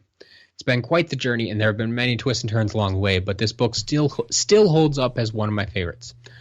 I'm sure you guys will talk extensively about the reveals of Barty Jr. and Rita Skeeter's Animagus form, so I won't say anything about that other than to comment about what great twists they are. Instead, I want to focus on 2 things. First, I have some choice words to say about Cornelius Fudge, but since this is a family show, thank you, Alex, I'll just note that I have a very strong desire to punch that man square in the face. Sure. His attitude of superiority and deliberate ignorance is so infuriating that it's hard to imagine no one else in the room had a similar reaction. And yet, for me at least, Dumbledore's words are more damaging than anything my fist could ever do. He calls Fudge out for acting out of cowardice, protecting his and the public's notion of safety, rather than acting in ways which will actually keep them safe. Hopefully he lives long enough to realize how wrong he was. True that. Secondly, there's a small detail that has always bugged me about this book. In the very first chapter, Voldemort comments to Wormtail that his most loyal servant is already at Hogwarts and will help him capture Harry. In this week's reading, we find out, of course, that his most loyal follower is Barty Jr. Mm-hmm. But we also know that he was still under his father's control at that point, and did not take on the disguise of Moody until the day the new school year started. I've always viewed this as a small oversight on JK's part, but who knows? I think it's like a technicality. Yeah. Like, like the plan was for him to be at Hogwarts. Sure. At this point, Voldy already got the down low from Bertha, and like the plan was already devised, and it may not have actually, started to take place, but it was up there on the giant evil villain whiteboard that he has, and it was just like a technicality. He's not at Hogwarts yet, but that's only because apparently nobody's allowed at Hogwarts during the summer. So, Yeah. If anything, I might question when. So the first chapter is Harry dreaming this. Right. Like, which we find out the events he's dreaming are what's actually happening. But I would question when that's actually happening. Right. Like, is it happening as That's Harry true. is dreaming it? Yeah. Or is Harry seeing the future? Mm. Or, like, how does that timing work out? Right. That's possible. I think there's ways around it. Sure. So, says also, now that Lord Voldemort has returned to full power, I would like to start a formal petition for Josh to stop referring to him as Voldy. It undercuts his evilness. But I also think that it's bringing him down to a more beatable level as well. Okay. I Like understand hearing Lord Voldemort gives him that little ego boost of like, yeah, I am Lord Voldemort. Yeah, that's what he wants people to call him. Yeah, he wants to be the Dark Lord. He doesn't want to be called Voldy. He's just like, come on, please refer to me by my Lord Voldemort name. And everybody's like, nah, you're just Voldy. Come on, Alex, don't give those in dark power more power. You should know better, Alex. All right. Well, that's all we have for the emails this week. Awesome. Fantastic. You guys are awesome. Every single one of you. Thank you all for the emails, as always. It's always fun. It's always fun talking to you, getting to know more of you on a regular basis. For the first-time emailers, thank you. For those sitting at home thinking, you know what? I should probably write an email. I implore you to do so.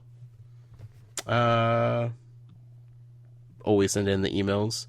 talesfromgodric's@gmail.com. Matt, we have one more thing to do this show. I know the show's getting super long, but it is like the end of the book, so it's kind of to be expected, I would think. But we do have to announce the next giveaway for next week. We do these once a week. We're able to do so because of all of your support over on Patreon, patreon.com/talesfromgodric's You guys over there are killing it, and you are allowing us to do these fun things like these cool prizes. So, that being said, Matt, what are we giving away next week? Next week, this week. Next week, I guess we're officially giving it away. Fine. We're giving away a set of Harry Potter trivia cards. These are officially Trivial Pursuit branded, if you're familiar with that game. Okay, yeah. But just so everyone's aware, it's not the full game with the board and everything. It is just the questions. But I've heard of people this is a great thing to take on road trips and just quiz the family and see who has the best Harry Potter knowledge. With that being said, though, there is one caveat that I will put out there just so you're not surprised, because I've seen this in the reviews and such. The questions on these cards are only in reference to the movies. Right.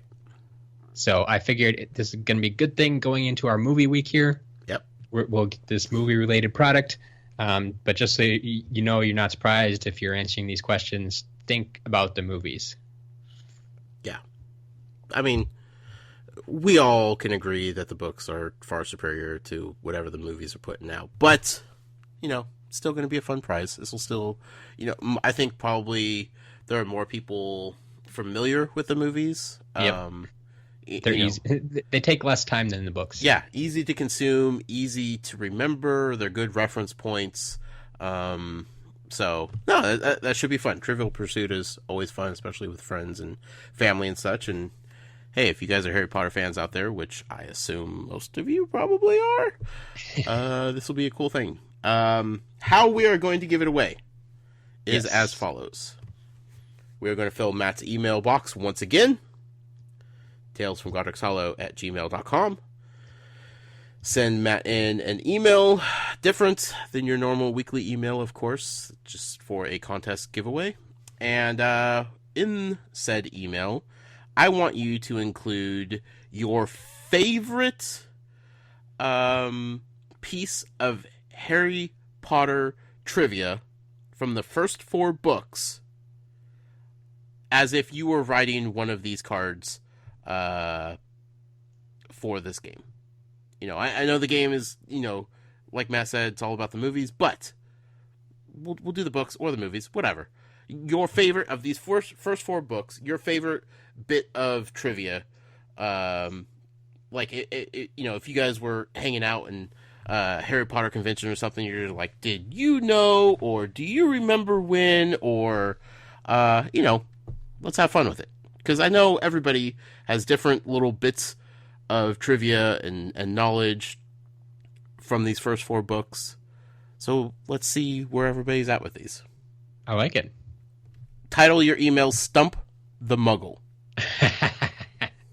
Matt will, of course, the winning entry, Matt will read. And maybe if we have time, maybe we'll do a few more.